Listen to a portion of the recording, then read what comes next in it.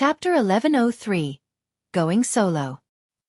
And to confirm whether it's real or fake, we only need to have the Azura Demon Emperor enter and test it out. Ling Han put away the puppet. There were no true origin stones inserted inside. Hence, it could only do some simple transformations.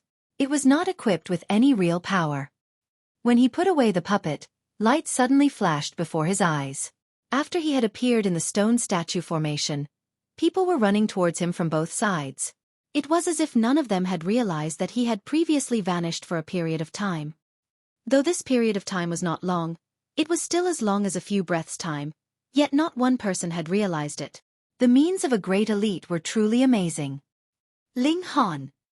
Master! Both Xue Yanyu and Ding Ping ran over, the admiration on their faces not the slightest bit concealed. It had really been too difficult. Even such unprecedented prodigies like Wuque could only give up, but Ling Han, who was merely in the high extreme, actually successfully passed the test. With such a comparison, it was clear how incredible such an achievement was. Congratulations, Brother Ling. Xueqi and the others also walked over.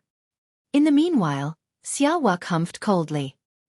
He hesitated slightly, and then strode off with a spear-wielding man and his other subordinates. He wanted to kill Ling Han, but going by the current situation, it seemed to be difficult to do so. Putting aside that freakish defense of Ling Han's, Xueqi and the others would definitely not allow him to do so. Thus he chose to leave. What the eye didn't see, the heart didn't grieve over. Some people came over to strike up a conversation with Ling Han, but with Xueqi and the others there, their presence was really too strong, intimidating the masses so much that they could barely speak. Soon enough they left as well. Xueqi and the others were of the mind to befriend Ling Han, and ensured their attitudes were extremely humble. However, this was not a good place for conversation. Thus, the four of them made an agreement to sit down and have a nice chat after entering into the majestic heaven sect. The crowd dispersed. Everyone felt a little disappointed because they had seen with their own eyes that Ling Han had walked out of the stone statue formation, yet had not obtained any reward. Despite going through such difficulty, he had not gained anything. This was naturally a disappointment. When the masses had dispersed, Ling Han tossed out that metal ball and said, "Little Azura, try entering into this puppet." He had already filled in true origin stones.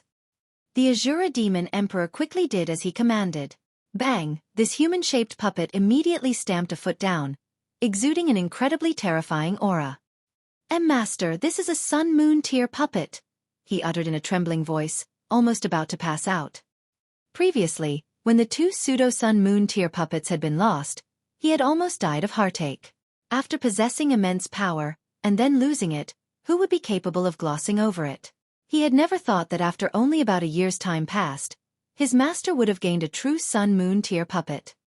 This was too awesome. "Try it out, what level has it reached?" Ling Han asked. After the Azura Demon Emperor made a few movements he replied, "In reply to Master, it should be in the medium extreme of the sun-moon tier." "Only in the medium extreme."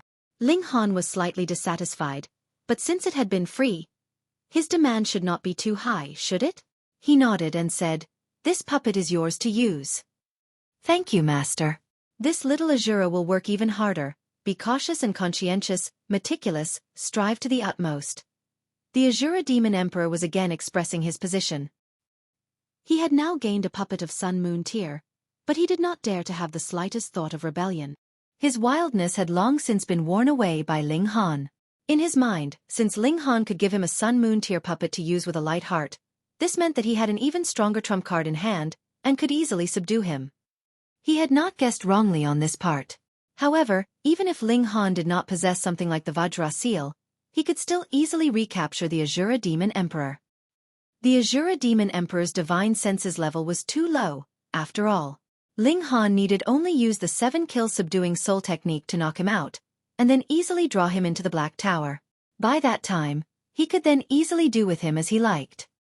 Ling Han healed his body first as it no longer was subject to the attack of the stone statues.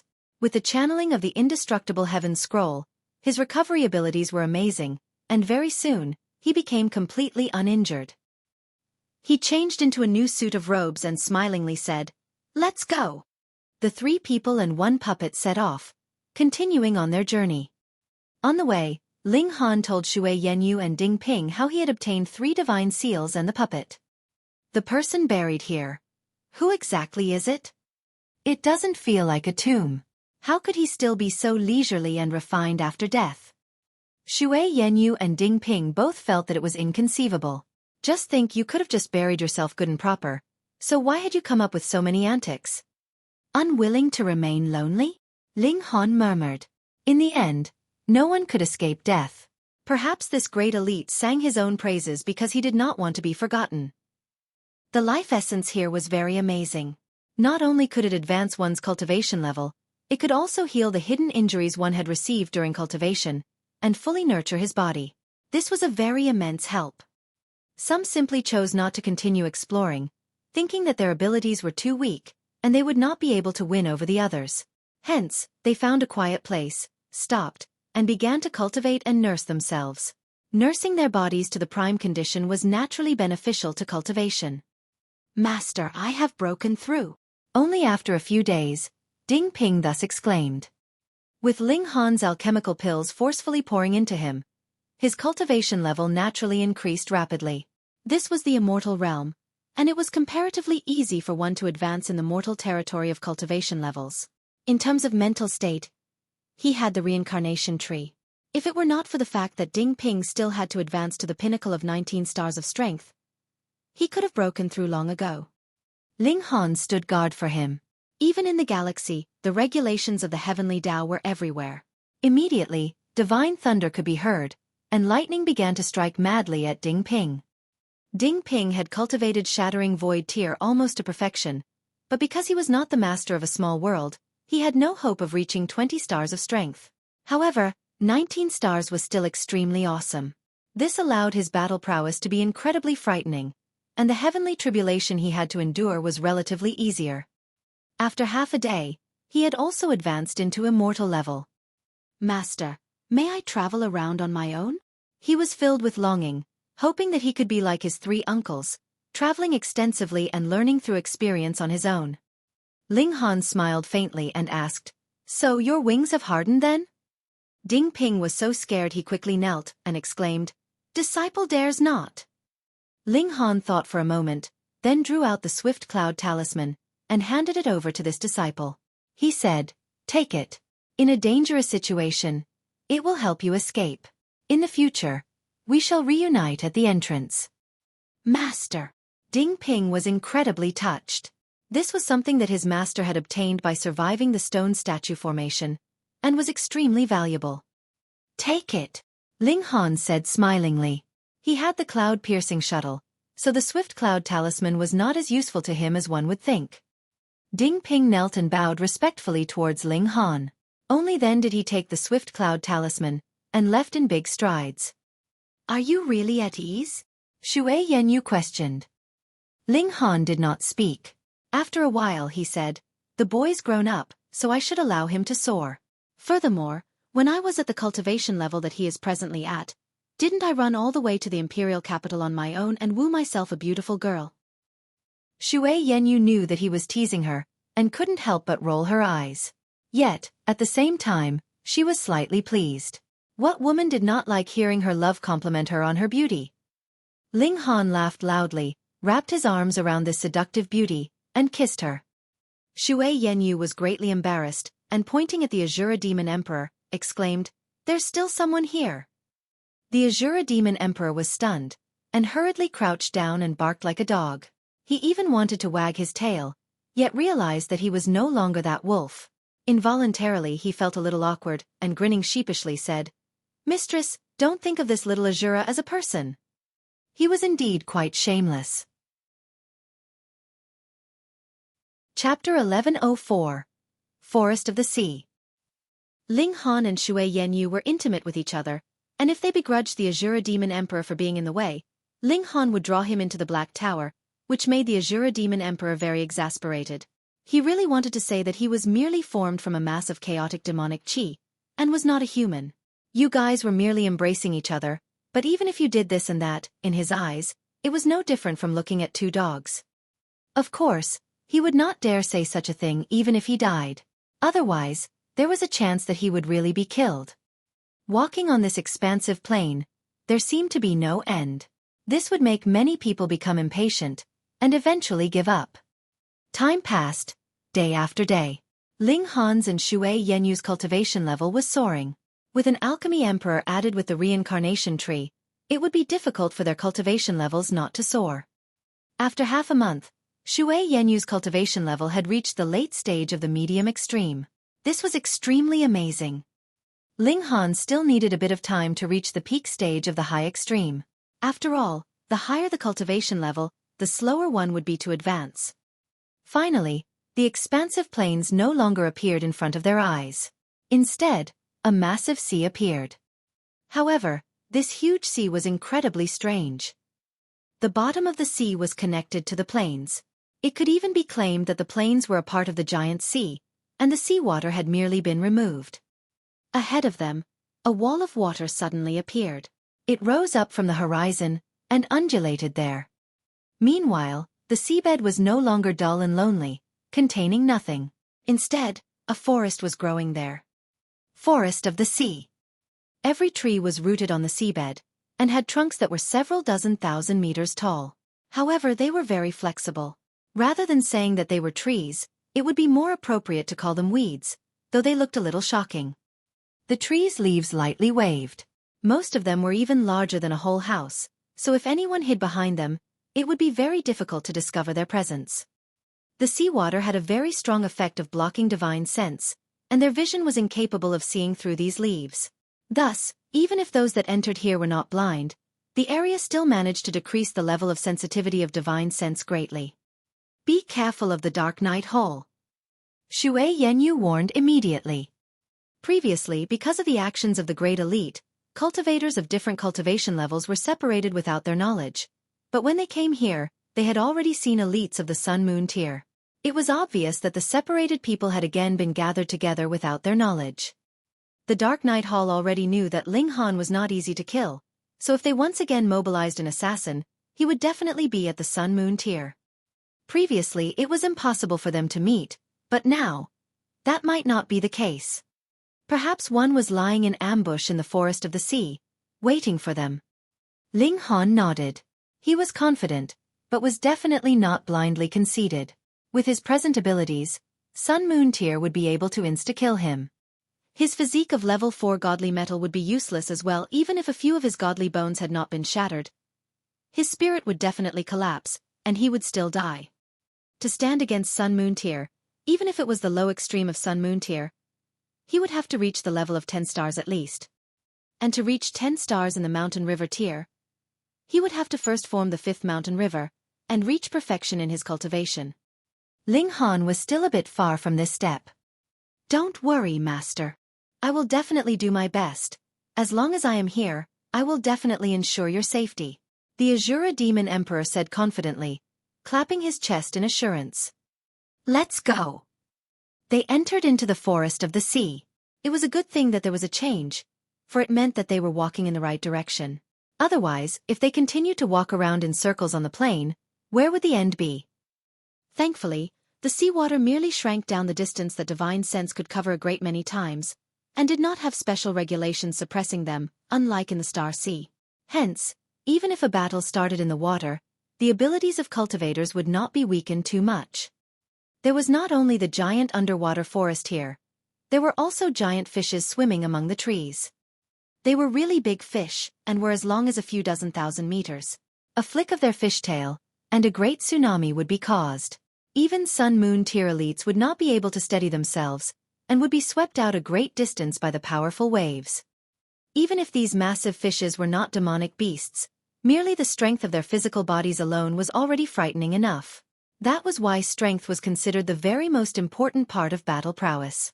Even if these great fishes were not demonic beasts, their battle prowess was enough to shake even Sun-Moon tier elites. The weeds in the underwater forest possessed great toughness.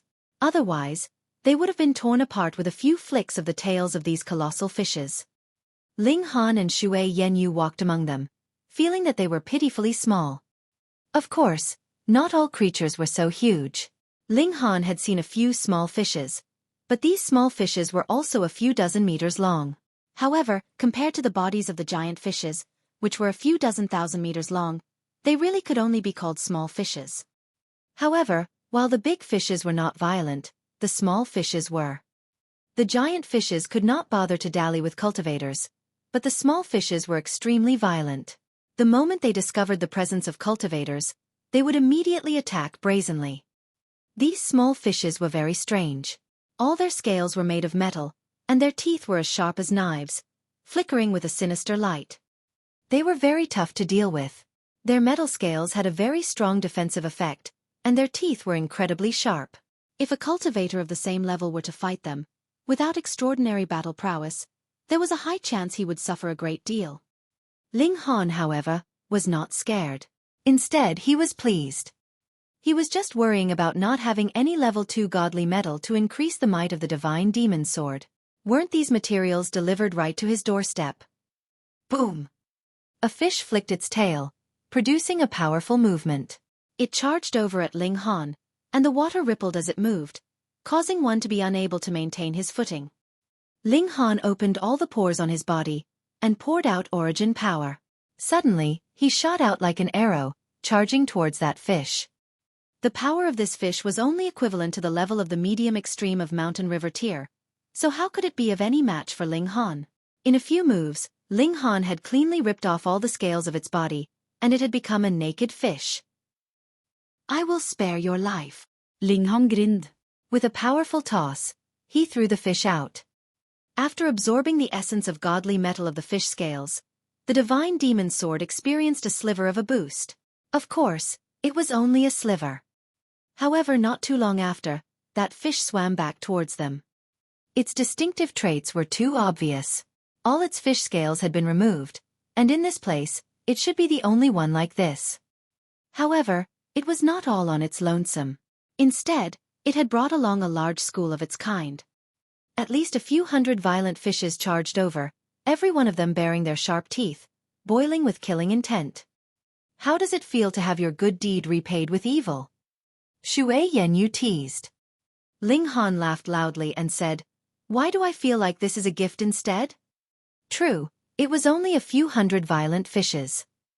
In front of him, they were completely lacking as opponents, and were merely here to increase the grade of the divine demon sword. He charged out, his divine demon sword flicking, stabbing, slicing, and slashing. Multiple fish scales were torn down by his strikes, and turned into dust. Their essence, meanwhile, was absorbed by the divine demon sword, allowing it to rapidly advance towards the level of level 3 godly metal. Even though there was only a few hundred fishes, it had to be known that these were only small fish. Even one was a few dozen meters long, so the amount of godly metal was incredibly shocking. When Ling Han had killed most of these fish, the divine demon sword suddenly shone brilliantly, and once again, a qualitative change took place. And in this process, Ling Han also inserted his martial intent within, instantly forming 23 divine patterns. Last time, Ling Han had been unprepared, and thus had only engraved 7 divine patterns, but he was prepared this time, so he was naturally able to lay down even more divine patterns. A level 3 god tool. Ling Han was overjoyed. He delivered a careless slash, and Hong, a 3,000-meter-long sword ray swept out. Pu. At least half of the violent fishes had been slashed in half by this sword ray. Chapter 1105. Tricolor Wind and Fire Lotus. Ling Han was very pleased that he had not put much power into this blow. It was completely the power of the divine demon sword alone. It was obviously just a level 3 god tool, but because his martial intent was engraved on it, it actually possessed might above its level. It was definitely capable of matching a level 4 god tool. So even god tools could have tier-surpassing battle abilities. Schwa, the remaining violent fish hurriedly flicked their tails, and fled in the opposite direction. Previously, Ling Han had merely descaled them, but did not kill them, which made these violent fishes have no qualms about attacking him. But when they discovered that this man was not a saint and was not to be trifled with, they naturally made a swift getaway. So this is the greatest divine sword in the world? Xueqi had naturally seen Jin Zhihui, and knew that he had especially come to deliver a sword to Ling Han. Ling Han nodded and replied, I owe him a huge favor. Xue Yanyu smiled and said, "This is definitely a big favor, but I believe that only in your hands would this sword really reach its pinnacle. For a swordsmith, this is what he would most want to see. Otherwise, if it was hidden in his own hands, it would only be covering a brilliant pearl with dirt." "Wife, you are getting better and better at talking. Your little mouth is really very sweet." Ling Han grinned, acting like he was about to pinch Xue Yenyu's cheek, causing the latter to directly roll her eyes at him, filled with irritation. "I am really expectant. Let us have some even more powerful violent fish, and let this sword advance to the height of level 4 godly metal." Xue Yenyu peered into the distance, and abruptly turned ashen as she exclaimed, "You jinx!" A giant fish was swimming towards them. It was as much as a few thousand meters long, and though it was not the largest, when the waves it created surged towards them, they directly swept both Ling Han and Xue Yenyu away. They did not have the slightest ability to resist. "The strength of this fish has reached Sun Moon tier at least," Ling Han declared. The giant fish approached tumultuous, opened its huge mouth, and all the surrounding seawater suddenly began surging towards its mouth. Ling Han and Xue Yenyu were no exception, either, as they were sucked along with the seawater, heading towards it. "Move!" Ling Han shouted. The Azura Demon Emperor quickly charged out. The power of Sun Moon tier surged, and shooting out a fist, it compressed the seawater, forming a shock wave that continued to become bigger, and slammed towards the big fish. Pang!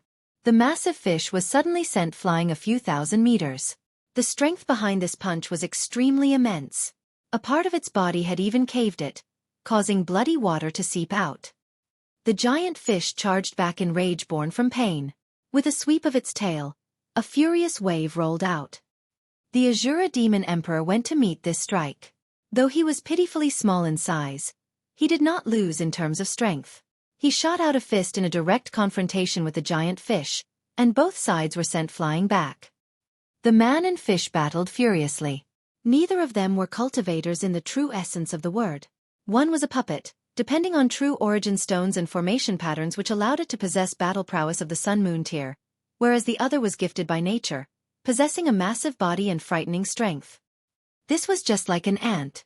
How long would it have to cultivate to be able to possess strength equivalent to a normal human's? The power on both sides was more or less equal. However, the puppet had an advantage in that it lacked the ability to feel pain, and its body was forged out of high-grade godly metal.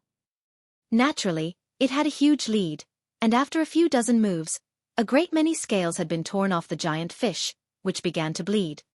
It was afraid now. With a flick of its tail, it fled quickly. "Fuck, I am really too awesome now," the Azura Demon Emperor declared proudly. Being able to send an opponent of the Sun Moon tier fleeing was something that he couldn't even begin to imagine doing in the past. This was too awesome. When he saw Ling Han walk over, the Azura Demon Emperor immediately wiped the conceit off his face and switched to a pandering expression. He exclaimed, "I am really too grateful to you, Master. Master, you are like a second parent to me, the bright sun on the path that I am walking. Wherever you shine is where light is." He began to ingratiate himself with Ling Han madly, completely having no idea what the word sickening meant. "Enough, enough. I'm about to vomit."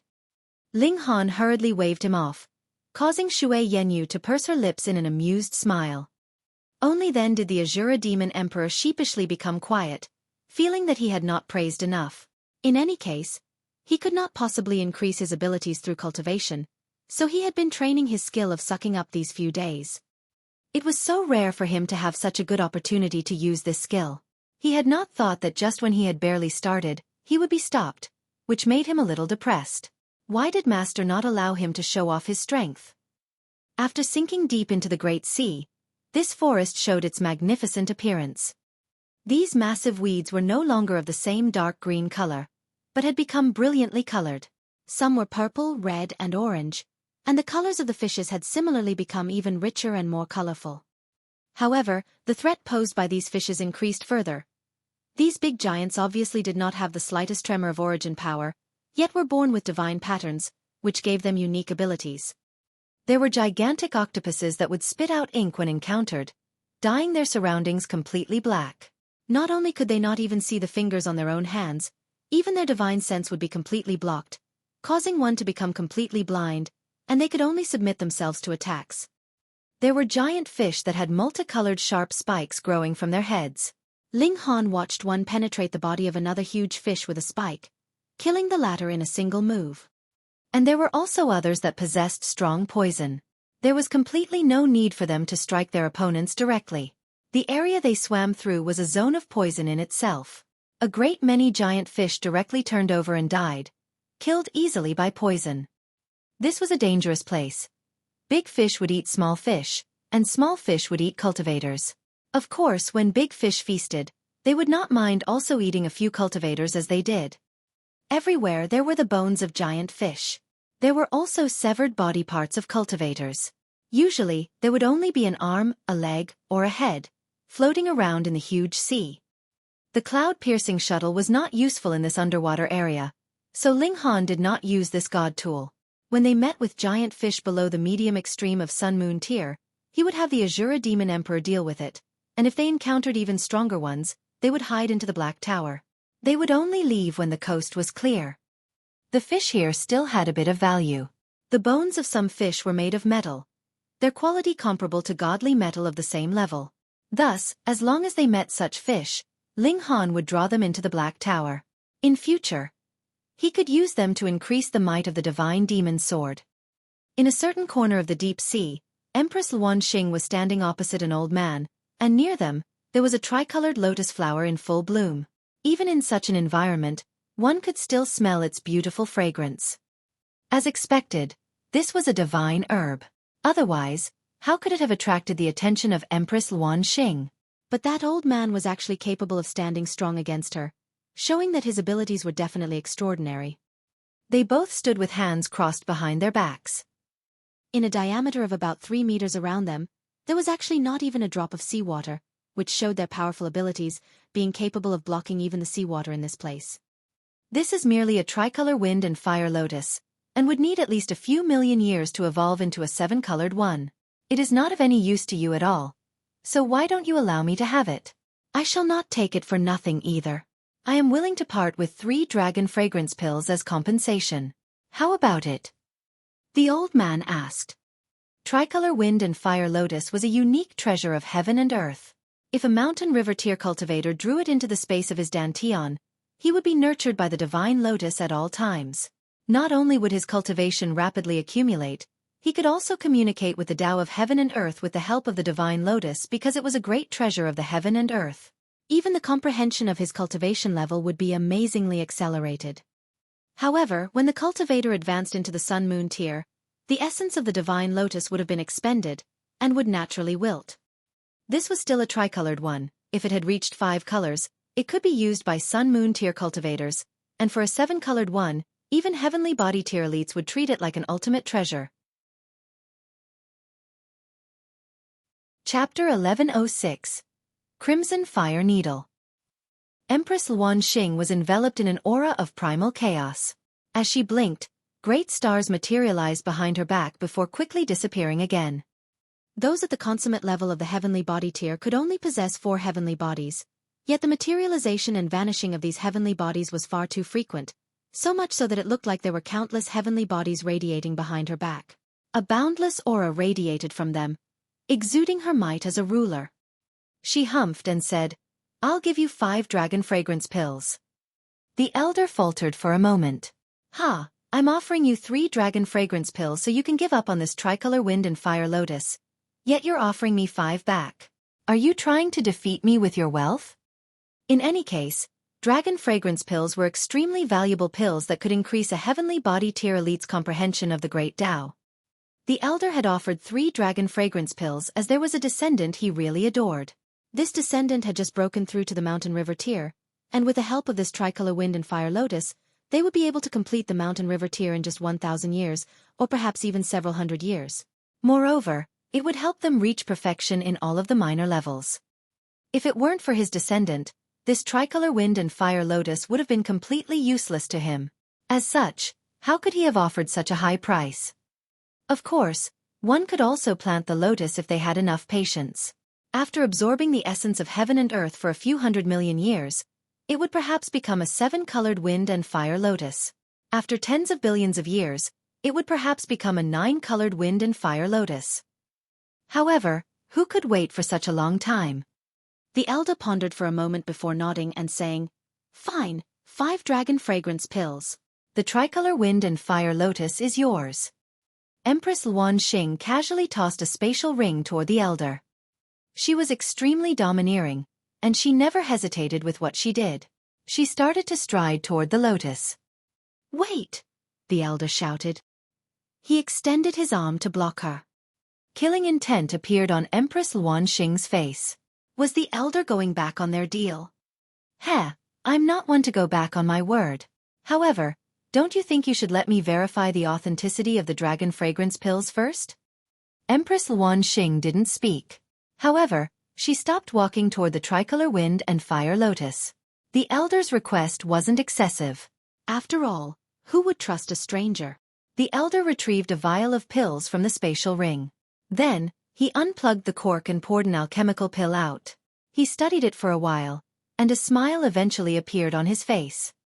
He nodded and said, "You're indeed a trustworthy person." Empress Xueqi walked before the lotus and started to carefully dig it out. She had to be careful. This was because the lotus had to be in perfect condition when it was placed into a cultivator's dantian. Otherwise, its effects would fall dramatically. She retrieved a cloth pouch that was only as big as a person's palm. However, it was easily able to hold the lotus that measured 3 feet in height. She tied the pouch to her waist. Spatial spirit tools couldn't hold living beings. This was something that everyone understood. So, what could one do when they wanted to relocate godly medicine plants? Wouldn't one suffer a huge loss if their godly medicine was accidentally injured during transportation? Thus, virtual pouches were born. These pouches could forcefully restrain a domain of space, thus giving it the ability to hold living beings. As such, they could ensure the safety of godly medicines. However, the space that was restrained by these pouches was especially unstable. Generally speaking, they could only hold plants. If animals were placed inside, the restrained space would be severely affected. In fact, it would even crumble at the slightest of stimulations. Even with so many constraints, the lifespan of a virtual pouch was still relatively short. However, the advantage was that they could be refined by heavenly body tier elites, unlike spatial god tools which could only be refined by those at the Genesis tier. The elder watched on from the side. Once Empress Xueqi placed the lotus into the virtual pouch, he immediately charged toward her. 4 heavenly bodies hovered behind him, each of them exuding a profoundly ancient aura. Boom! He immediately unleashed his trump card. He needed time to prepare this, but Empress Xueqi had been focused on digging the godly medicine just then. This gave him the opportunity and time to prepare. This strike was extremely devastating. The seawater around them instantly disappeared, and the gigantic fish within a 500-kilometer radius all exploded and died. Meanwhile, the elder's most powerful attack transformed into a black spear that continued to stab toward Empress Xueqi's waist. He still wanted to obtain the tricolor wind and fire lotus. Empress Xueqi flared up in rage. She roared softly, and her slender hands pressed backward, causing thousands of divine patterns to intertwine and knit into a net that flew toward the elder. A ruler was enraged, and heaven and earth lost their luster. They were both at the heavenly body tier, yet Empress Xueqi was clearly more powerful. Her net enveloped the black spear and ripped it to shreds. Pooh! A crimson light shot through the net at this moment, whizzing toward Empress Xueqi's neck. Empress Xueqi hurriedly dodged to the side. However, the crimson light followed her movement with incredible accuracy and speed. In the end, it pierced into her hand. Ha ha ha ha! The elder laughed heartily, appearing especially smug. "Your Majesty, you've already been hit by Crimson Fire Needle. If I don't remove its effects, your blood will be evaporated drop by drop. You'll die an extremely miserable death. Hand the tricolor wind and fire lotus over, and I can spare you from death.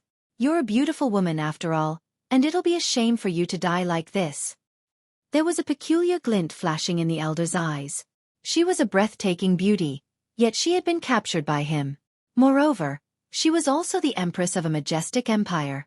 If he could make her his obedient slave, what kind of power would fall into his hands? Great stars hovered behind Empress Xueqi's back. The aura that they exuded made one shudder, with even the elder's heart thumping in palpitation. Too powerful, she's too powerful. We're both at the consummate level of the heavenly body tier, so why is the difference between us so large? Fortunately, she had given him enough time to unleash his most powerful attack. He had more so been able to use an ancient god tool that Crimson Fire Needle had been launched by his saint-destroying crossbow. What was a saint? Only those who reached the Genesis tier could be referred to as saints. Meanwhile, this treasure was called the saint-destroying crossbow, which revealed just how mighty it was. However, the saint-destroying crossbow that the elder had received was a damaged one. Thus, it couldn't even kill elites at the Eternal River tier, much less the Genesis tier. However, it was still extremely effective against those at the Heavenly Body tier. You're a member of the Dark Knight Hall? Empress Luan Xing didn't move, instead choosing to question the elder in a solemn tone. The elder's heart jolted. How did she guess? Did I slip up somewhere? However, there was no doubt that she had been hit by the Crimson Fire Needle. Thinking of this, the elder became relaxed again. Indeed. He confidently admitted his identity and said, "How did you find out?" Empress Luan Xing didn't answer his question, instead saying, "In that case, this was a trap all along. You discovered the Tricolor Wind and Fire Lotus, and I also happened to be nearby. You realized that I would come over sooner or later, so you purposefully pretended that you discovered it at the same moment as me. However, you were taking that as an opportunity to kill me. Hee, your majesty is so wise. Everything is as you said." Now that it had come to this, the elder didn't hide his intentions anymore, saying, "However, I suggest you rid yourself of your fanciful thoughts, your majesty. The more time you waste, the more of your blood will be evaporated." "Detestable thief," Empress Luan Xing said in contempt. She raised her jade-like hand, and boundless might formed, releasing a terrifying pressure. The elder's expression changed drastically. She was hit by the Crimson Fire Needle, so how can she still wield her power? Wasn't her origin power all evaporated a long time ago? Chapter 1107. Might of the Empress. Empress Luan Xing moved, and streaks of regulations transformed into divine chains that flew out from her jade-like palm and rained down on the elder from the Dark Knight Hall. This elder was definitely one of the strongest members of the Dark Knight Hall. How many people in this universe could cultivate to the consummate level of the heavenly body tier? Moreover, what kind of treasure was the saint-destroying crossbow? It was definitely a supreme treasure of the Dark Knight Hall. However, this elder could bring it out, so he was definitely an upper-level individual at the Dark Knight Hall. Light radiated from the elder's body as he let out a roar. He had looked extremely old just then, yet his life essence was soaring through the heavens at this moment. He was fighting with his life on the line. "Crush him!"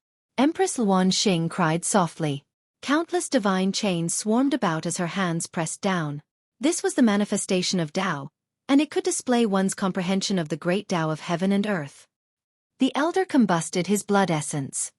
He still believed that the Empress had been hit by his Crimson Fire Needle, meaning that her blood was still being continuously evaporated. She was definitely a spent force, and she definitely couldn't last for much longer. As long as he endured through this, the seductive beauty who was renowned throughout the galaxy would become his plaything. His heart rippled with excitement as this thought crossed his mind. His mental state, which he had cultivated for tens of millions of years, became like that of a lustful youth. He was feeling extremely thirsty. "I'll achieve victory as long as I endure through this." Capturing this proud empress was probably the dream of countless elites. If he succeeded, how satisfied would his vanity be? Pang! The elder was sent flying with a single strike. In fact, even his origin power armor disappeared. Seawater rushed toward him, drenching his hair and his clothes. Wah! The elder spat out a mouthful of blood. His face was filled with shock and he stammered, How is your power still so strong?" They were both at the peak stage of the consummate level of the heavenly body tier, and he was more so a 4-star genius. Theoretically speaking, Empress Luan Xing only possessed a battle prowess that was 1 star more powerful than him. However, judging by their exchange just then, the difference between their battle prowess was definitely more than 1 star. It was at least 3 stars. How is this possible? How?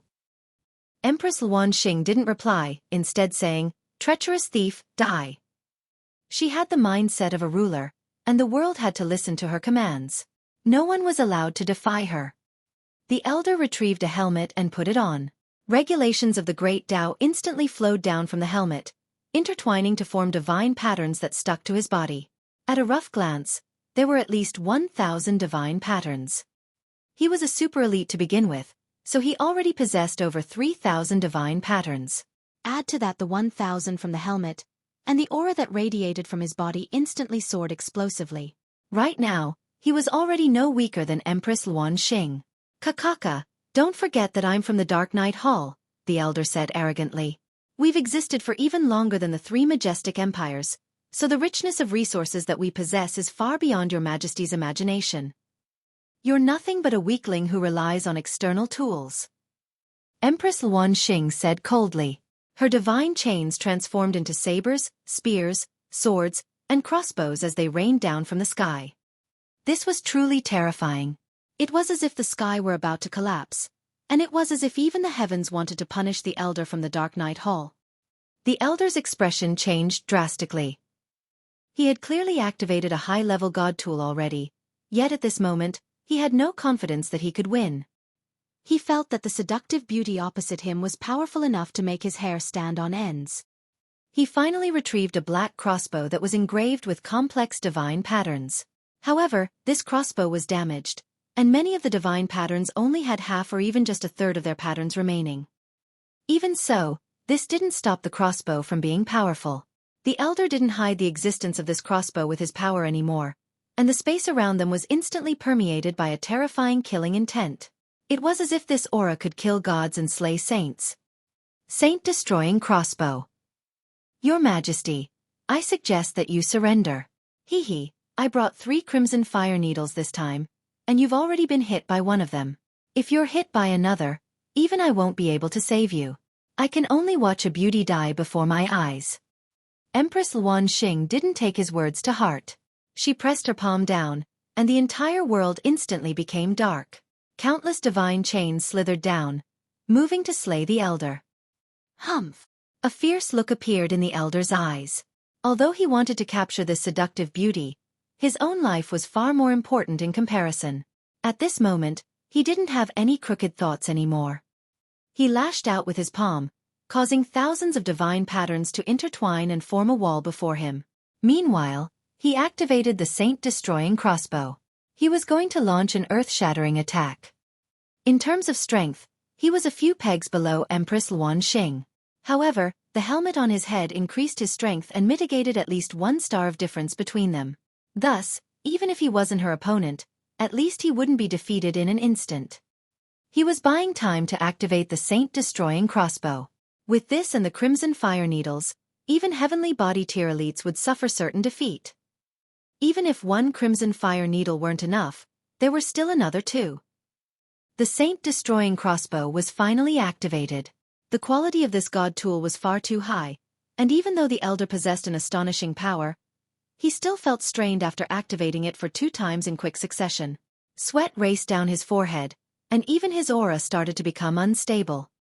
However, now that the saint-destroying crossbow was activated, a devastating aura instantly swept through the space around them.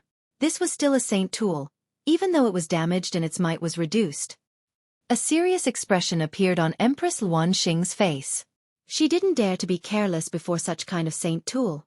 As she roared softly, 9 mountains materialized behind her back and crashed down on the elder. "Go!"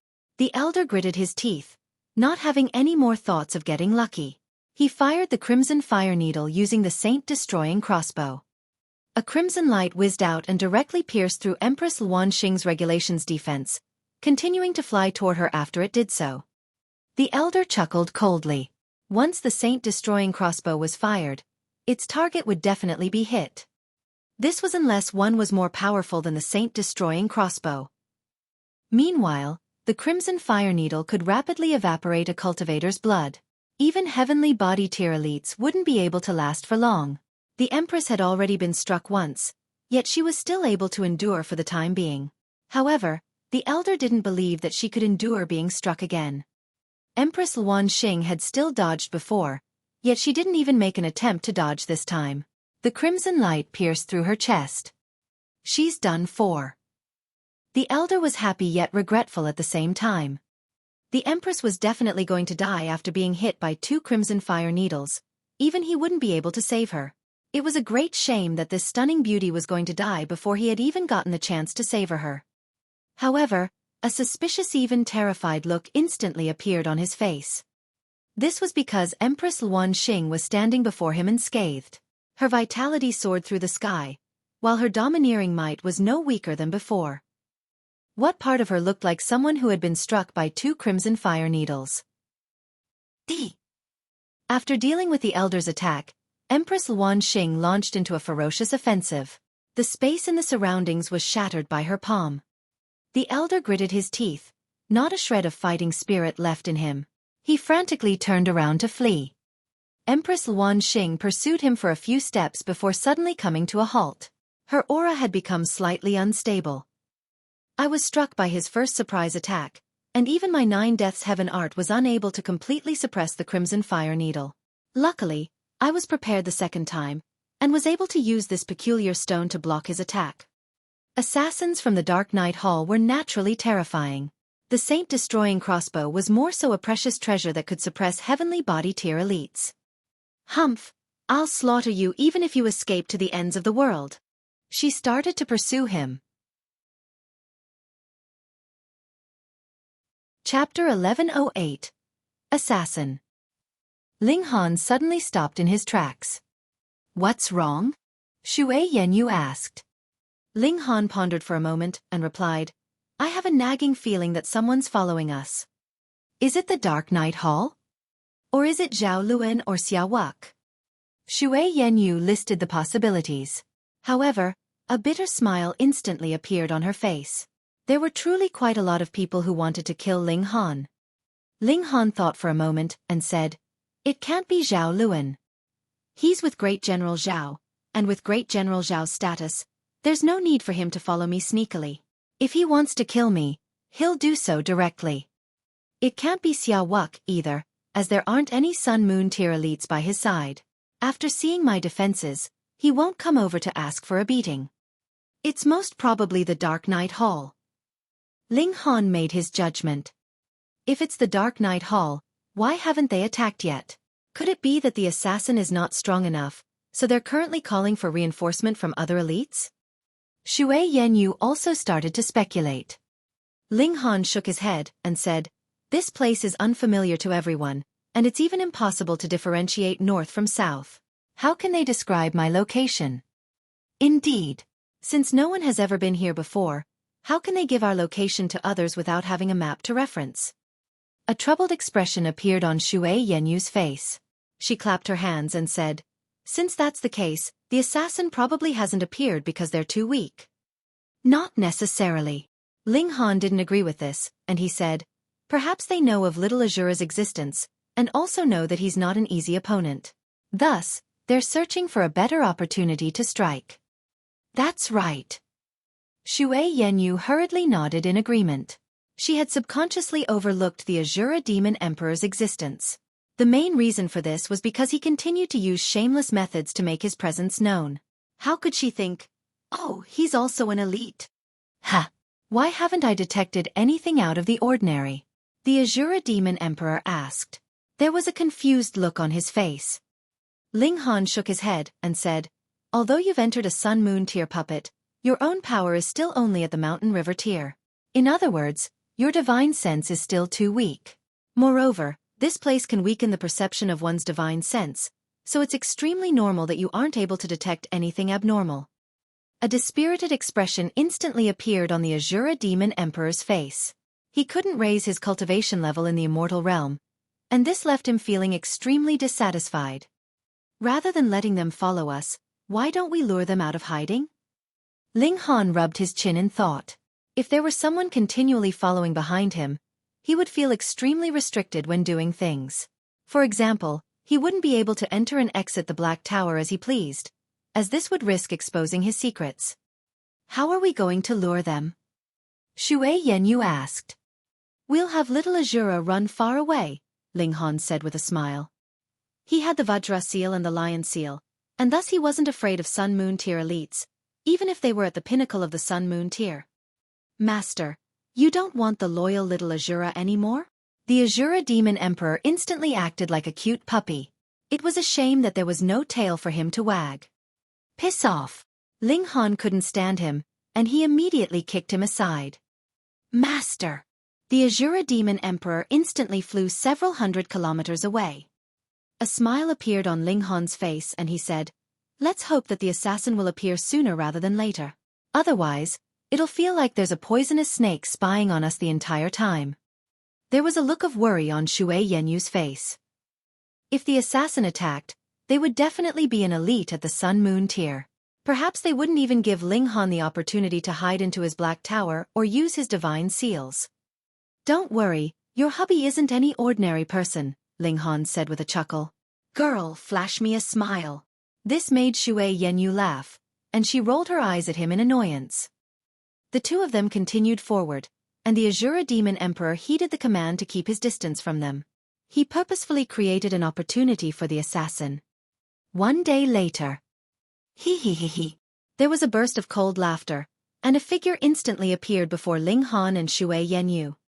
This was a bony middle-aged man who appeared especially ugly. Only the occasionally appearing sun and moon behind his back signified that he was an elite who had reached the low extreme of the Sun-Moon tier. No wonder he didn't appear before. Sure enough, his battle prowess is weaker than that of the Azura Demon Emperor. "Brat, I know that you purposefully sent that puppet away to create an opportunity for me," the assassin said with a cold chuckle. "Although I don't know why, but, do you really think that you can escape from me? There's a definitive difference in power, and no amount of scheming will be able to change this." Ling Han chuckled and said, "You finally appeared. Say, you're a Sun-Moon tier elite, after all, so don't you feel ashamed for tailing 2 Mountain River tier cultivators? You're seeking death," the middle-aged assassin said with a cold humph. He immediately charged toward Ling Han. He was an assassin, so killing his target was naturally the most important thing. He had only endured and stayed in hiding because he had feared the Azura Demon Emperor. Now that this threat was gone, there was nothing else that he needed to worry about. All he needed to do was kill his target. Boom! Boundless black light surged from his body and transformed into a giant spear that stabbed toward Ling Han. Lion Seal! Ling Han retrieved a divine seal and slapped it onto his body. He instantly felt a terrifying power course through his body. Hundreds of divine patterns materialized on his skin. Apart from mountains and rivers and suns and moons, there was another more direct method to determine one's cultivation. That was to look at how many divine patterns one possessed. Mountain River tier cultivators possessed less than 100, Sun-Moon tier cultivators possessed less than 1,000, Heavenly Body tier cultivators possessed less than 10,000, and so on. Right now, there were a whopping 800 divine patterns on Ling Han's body. Pang! Ling Han swung his fist, and his origin power formed into a large hand then smashed into the black spear. The black spear instantly crumbled into dust upon coming in contact with the large hand, which continued to surge toward the middle-aged assassin. Fuck! The middle-aged assassin was instantly scared witless. There were 800 divine patterns, 800. One had to realize that even elites at the consummate level of the Sun-Moon tier generally only possess 300 or so divine patterns. This was because possessing 1,000 divine patterns meant that one was already at the level of the best Sun-Moon tier elites. So, what kind of concept was 800 divine patterns? This meant that one was almost at the level of pseudo-heavenly body tier elites. He would be crushed into pulp if he were scraped by just a tiny bit of the large hand, let alone being hit by it head-on. He frantically used his movement techniques in a bid to escape. Boom! Fortunately, his reaction had been fast enough. A vacuum appeared near the seabed as the fist smashed down, while he was swept hundreds of meters away by the surging waves. A figure flashed over, and Ling Han appeared before him again. The middle-aged assassin's face almost became green with terror. Although he had some life-saving treasures, none of them could block power at the pseudo-heavenly body tier. This was an overwhelming power. He could only flee as if his life depended on it. Only now did he realize just how incredible his target's trump cards were. No wonder he had sent that powerful puppet away. It was because he had been luring him out, not because he was arrogant beyond belief. Ha! He yelped in surprise because he suddenly sensed a familiar aura. Tai Feng, Elder Tai Feng. He was overcome with delight. Elder Tai Feng was an upper-level being of the Dark Night Hall, and he was definitely an elite. He was at the consummate level of the heavenly body tier. Haha, I can't believe I came across him here. Everything's settled now. Even if Ling Han has special techniques to raise his power to the pseudo-heavenly body tier, he's still no match genuine heavenly body tier elites. Moreover, Elder Tai Feng is at the peak stage of the consummate level of the heavenly body tier, and he's more so a 4-star elite. Chapter 1109. Done for. Xiu.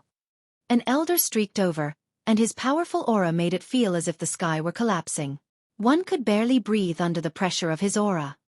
A supreme elite at the heavenly body tier. Ling Han's expression instantly became serious as he hurriedly started retreating. He was no match for such an elite, and he would have to seek refuge in his black tower even if this meant exposing the secret of his spatial god tool. Otherwise, his fate would be death.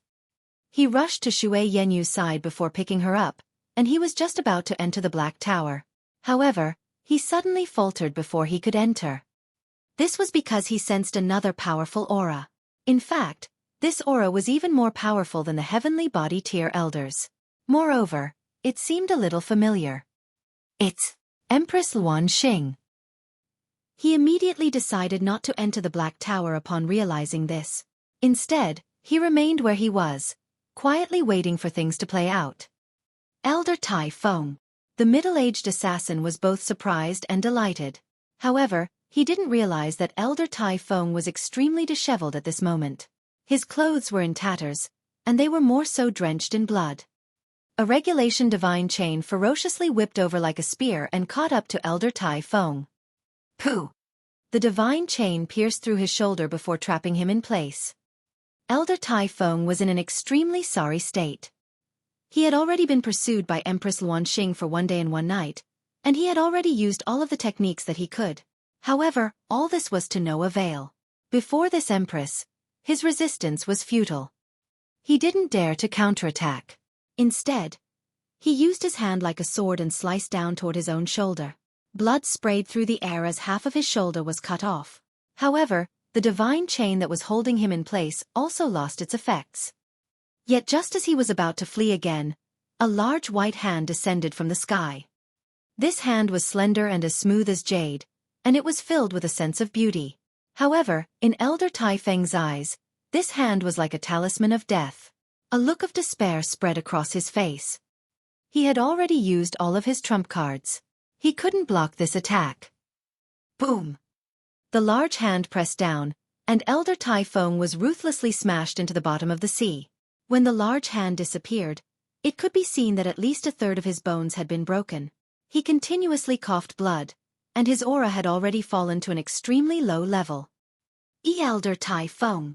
The middle-aged assassin almost wet his pants in fright. In his eyes, Elder Tai Feng was the #1 assassin in the world. There was no one that he couldn't kill. It wouldn't matter even if one were more powerful than Elder Tai Feng. Assassins wouldn't fight against their targets head-on. Instead, they would search for the best opportunity to launch a fatal strike. They would immediately leave after their attempt, regardless of whether they succeeded or failed. Generally speaking, heavenly body tier elites were extremely hard to kill. Who could stop them if they were hell-bent on escaping? However, a whopping 10 heavenly body tier elites had died at the hands of Elder Tai Feng. This was enough to prove just how terrifying this elite assassin was. But now, he was lying on the ground like a dead dog. He wasn't faking death, was legitimately unable to crawl up. The middle-aged assassin trembled in terror. Who was pursuing Elder Tai Feng? Their power was truly heaven-defying. Wang! A devastating aura swept over as Empress Luan Xing appeared. She was dressed in a brilliant yellow imperial robe, and there was also a vermilion cloak billowing behind her back. It was 3 or so meters long, and it billowed with a domineering might even though she was at the bottom of the sea. Of course, her breathtaking figure was also like a magnet to the eyes. It was flawless, and it could easily entrance those who laid eyes upon it. Empress Luan Xing, the middle-aged assassin stammered. As a qualified assassin, He naturally recognized Empress Luanxing, one of the most powerful elites of the galaxy. He gulped with great difficulty. Everyone said that Empress Luanxing was powerful, and she was also one of the 3 rulers of the Joint Peace Planet. He hadn't believed this before, and he had felt that this Empress had merely ascended the throne thanks to her stunning looks. Now, however, he finally realized just how wrong he had been. "Please spare me, Your Majesty," Elder Tai Feng wailed in misery, and said, "I'm willing to submit to Your Majesty, and I'm willing to become Your Majesty's dog and slave." He was an assassin, not a martyr. Compared to his life, what was his dignity worth? Empress Luanxing ignored him completely. She slammed another palm down, and it was as if the world were shattering and heaven and earth were splitting open. Boom!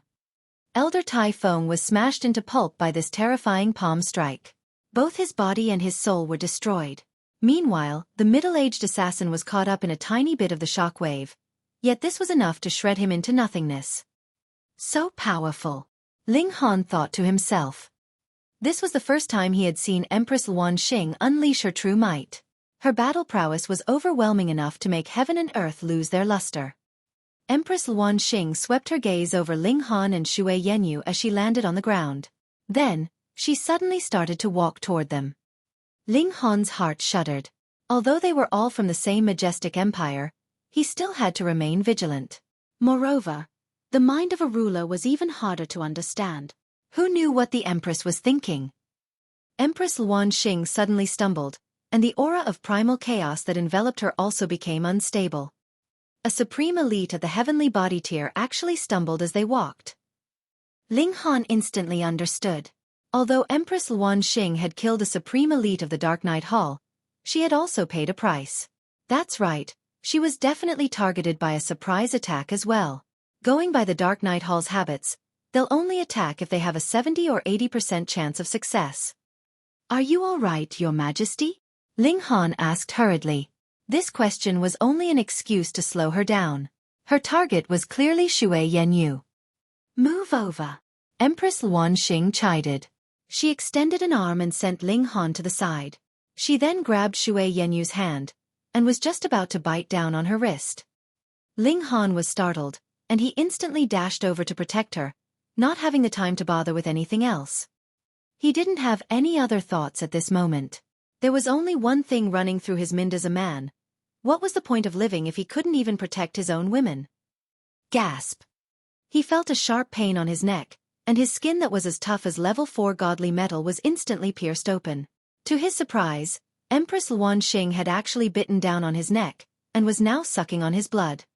"Are you a fucking vampire?" Ling Han wanted to resist, and he instinctively raised his arm to push her. However, how could he contend with the power of a heavenly body tier elite? His action was in vain, completely futile. His blood continued to flow out, and his consciousness began to fade. Meanwhile, Xueqi was stupefied by what she saw because right now, the postures of Ling Han and Empress Luanxing were far too dubious. One was biting the other's neck, and it was as if they were kissing. As for the other, his hands were resting on Empress Luanxing's voluptuous breasts in a grabbing action, no less. He's done for. He's done for. Xueqi felt as if the world were becoming dark. Who didn't know that the Empress was as clean as ice and as pure as jade? Although she was loved and admired by many men, even including supreme rulers like the Eternity Sky Emperor and the Jade Drop Emperor, she didn't think anything of any of them. Right now, however, she was actually being sexually assaulted by Ling Han. Who would care whether he had done this on purpose or not? The important thing was that it had happened. When Empress Luanxing came to her senses, would Ling Han still be able to live? At this moment, she truly hated Ling Han's guts. Why did he have to interfere? He should have just let the Empress suck on her blood. Immortals had a powerful vitality anyway, and she would have only suffered a severely wounded vitality had her blood been sucked dry. However, she wouldn't die because of this. However, Ling Han was certainly going to die now. She suddenly reached a resolute decision in her mind.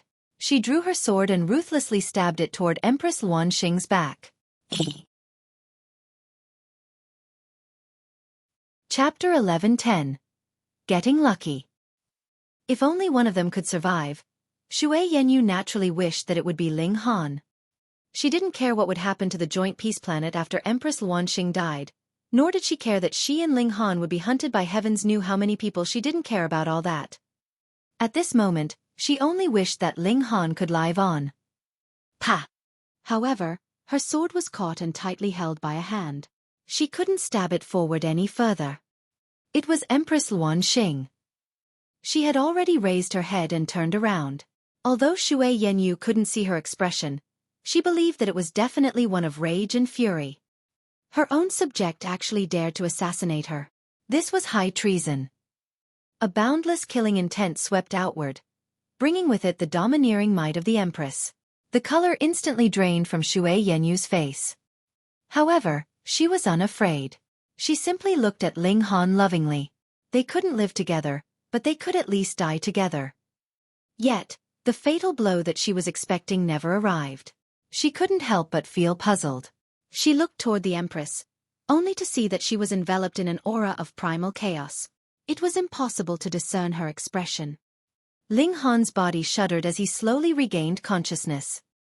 The large loss of blood had caused him to faint, yet his divine sense was extremely powerful and tough, so he was naturally able to regain consciousness quickly. He reached out and grabbed onto Empress Luanxing's wrist, a firm expression on his face. If you want to punish anyone, punish me. He was extremely weak, yet his tone was surprisingly firm. Empress Luanxing flared up in rage. She was as clean as ice and as pure as jade, yet she had actually drunk a smelly man's blood. This made her feel as if she had been soiled. She raised her hand resolutely, and 4 heavenly bodies materialized behind her back. Each of the heavenly bodies radiated with a devastating aura, causing Ling Han's skin to instantly crack apart. However, his blood had already been sucked dry, and thus not a single drop of blood flowed out from his wounds. It was an extremely uncanny sight. You're returning kindness with hatred. Ling Han obviously wouldn't lie down and wait for death, and he immediately said, "Don't think that I don't know. You were wounded just then, and you sucked my blood in order to stabilize your situation. Or perhaps you used some kind of secret technique." "So what?" Empress Luanxing said coldly. Her target had originally been Xue Yanyu, and she wouldn't have killed her anyway. Had there been a need for Ling Han to interfere? Hey! She had been forced to suck the blood of this man, and they had even come into close and intimate contact. Just thinking about this gave her the goosebumps. It was nauseating to the extreme. As a ruler, you have to distinguish between kindness and hatred. If you kill us, you'll become an incompetent and morally bankrupt ruler. Ling Han spat out whatever he could think of. They had fallen into the hands of a heavenly body tier elite now, and they didn't have the ability to enter the Black Tower, either. Thus, he naturally had to come up with other methods to save their lives. So what if I betray everyone in the world? Empress Luanxing didn't fall into his trap, and continued, "Do you have any last words?" "Fuck. You're not playing by the rules." Ling Han racked his brains for ideas. However, the difference in their power was too great, so it seemed as if all of his ideas would be useless. Humph! Empress Luanxing struck her palm toward Ling Han's head. Ling Han was out of options. He had to use the Power Small Tower even if it meant exposing the secret of the Black Tower. If worse came to worst, he would just flee to the ends of the world. He had entered the immortal realm now, and both heaven and earth were boundlessly large. It wasn't like the incredibly tiny small world, where elites would be able to find him easily. However, Empress Luanxing suddenly stopped her attack halfway. "Damn it!" the Empress cursed in her mind. The Ninth King's thoughts suddenly appeared in her mind at this moment, preventing her from continuing her strike. She wanted to sever these thoughts, yet this would lead to extremely serious consequences. It would dissolve her 1,000,000 years of hard work into nothingness. As expected, she had prevented their relationship too late. The Ninth King had already developed good feelings toward this detestable man, and these very feelings were affecting her now. She steeled her heart and went to strike her palm down again, yet a feeling of intense anguish instantly welled up in her heart. This caused her to stop again. "Damn it! Damn it!" Empress Luanxing humphed as she tossed Ling Han aside, and said in a frosty voice, "The events of today never happened." After saying this, she leaped into the air and instantly vanished from their sights. "How unreasonable," Ling Han said with a grimace. He had already circulated a drop of indestructible true fluid. However, indestructible true fluid was used to treat wounds, and he wasn't genuinely wounded. He had only lost a great deal of vitality, and thus even the indestructible true fluid wasn't able to help him recover completely.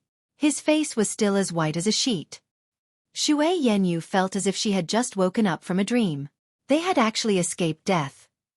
Master, little Azura has missed you dearly. The Azura Demon Emperor appeared, a look of fright and terror on his face. Fuck the hell off. Ling Han kicked him aside. As expected, he couldn't be relied upon. When Empress Luan Xing had been present, he hadn't even dared to appear. Now that she was gone, he had hurriedly scuttled back over. This wasn't surprising though. Even if the Azura Demon Emperor had returned, he would have merely been running to his own death. Thus, Ling Han only kicked him aside to vent his own anger.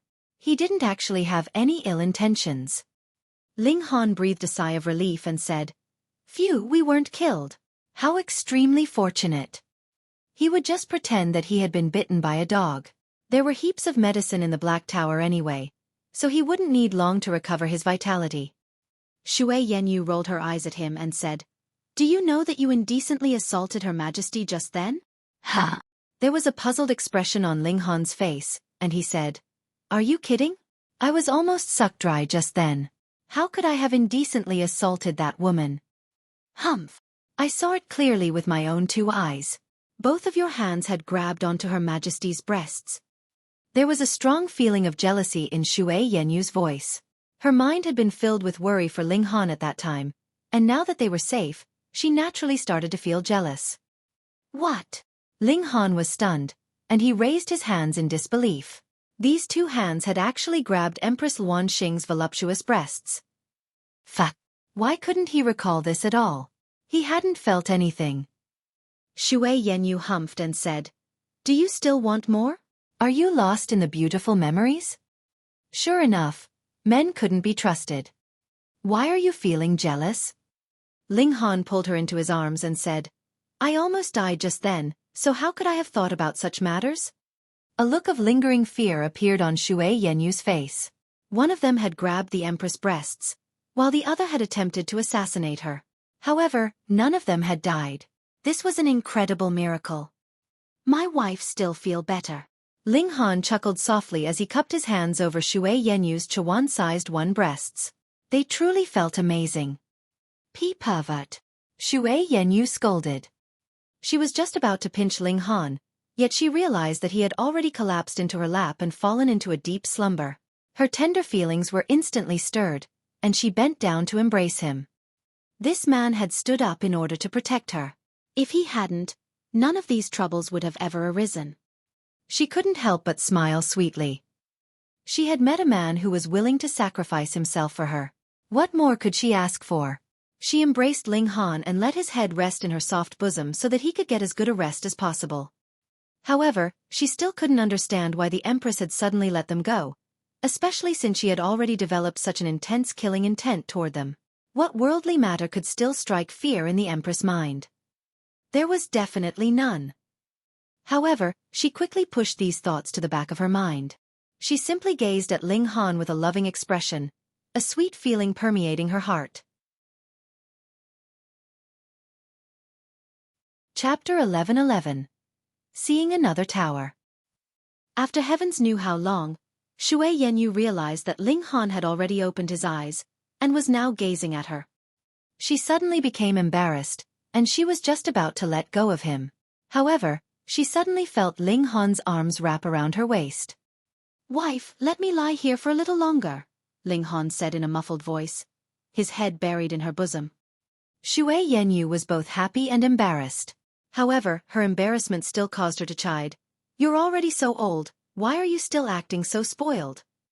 Ling Han laughed loudly and nibbled at her breast. Only then did he stand up and say, "I feel so much better after having a nap." Although his vitality hadn't recovered fully yet, it was not far from doing so. Xue Yanyu rolled her eyes at him. This man had truly become addicted to performing perverted acts on her. He really couldn't control himself. The Azura Demon Emperor had already returned, but he obediently stayed in the distance, not daring to take a peep. Ling Han randomly ate some ginseng, Ganoderma, and other medicines.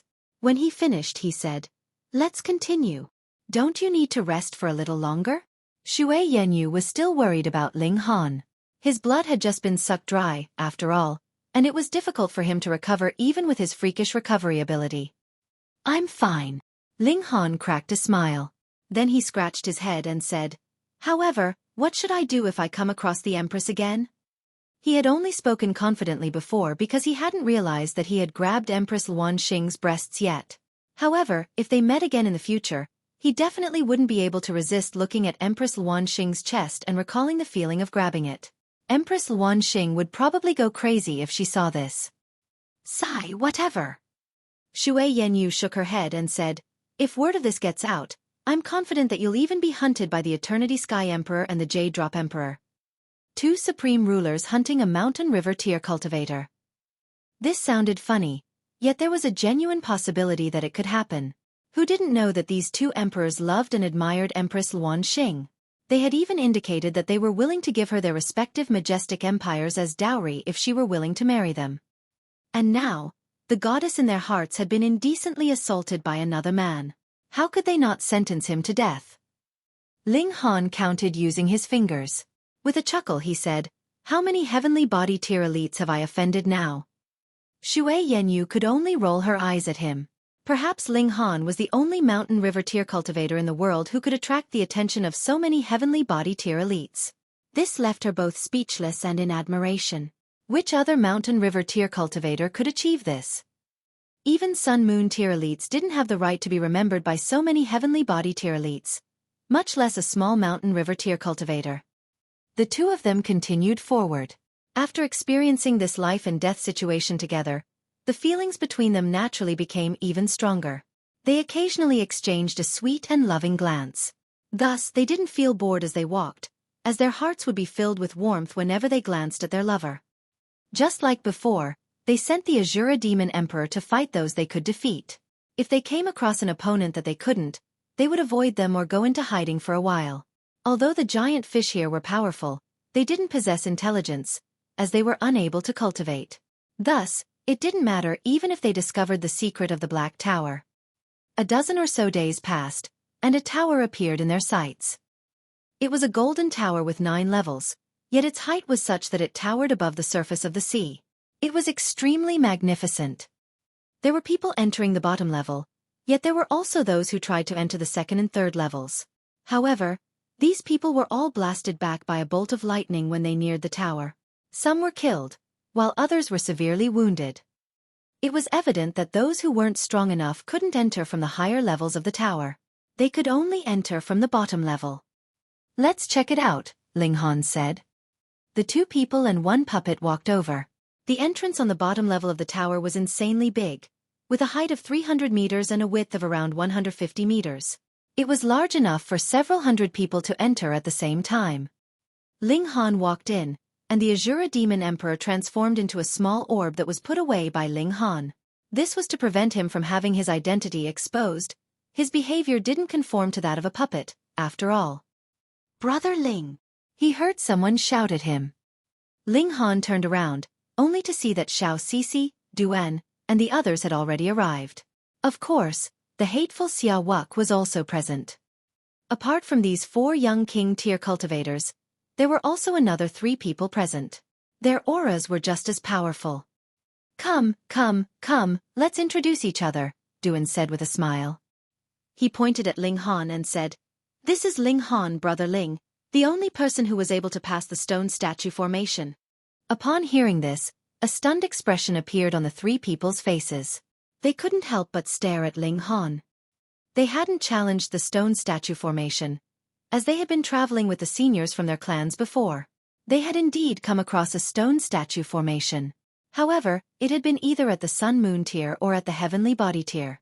They hadn't even had the chance to challenge them.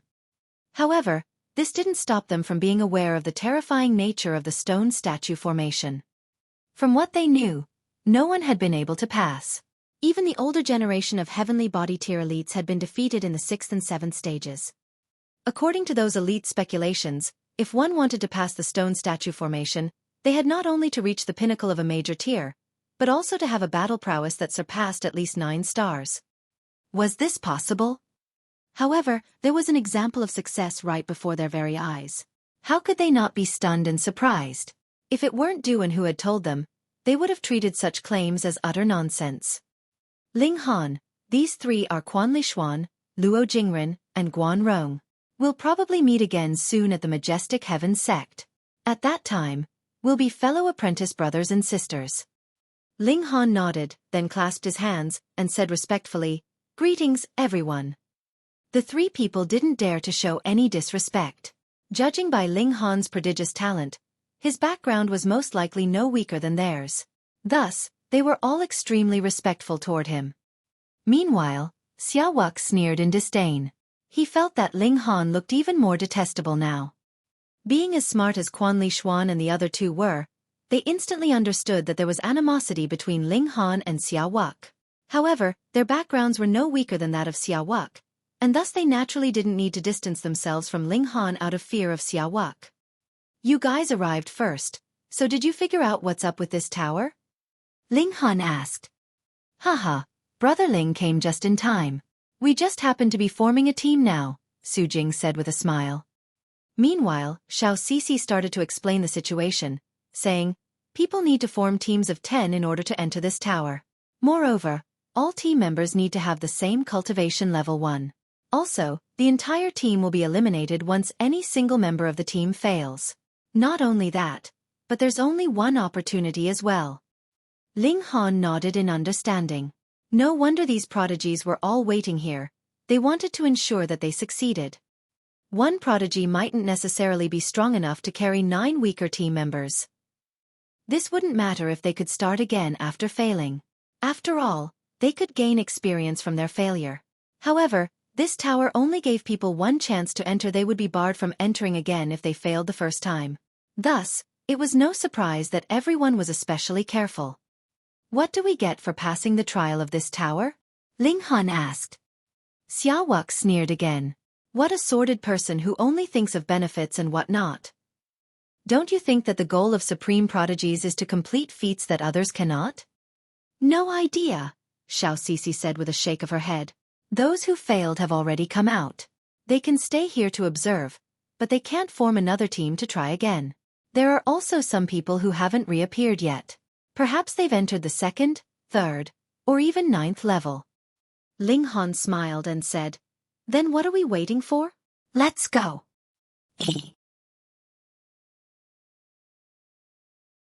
Chapter 11-12. Shadow. Xueqi, Wuque, and the 5 other people could all be regarded as some of the most powerful cultivators of this galaxy's younger generation. If the 7 of them teamed up, 3 of them would be enough.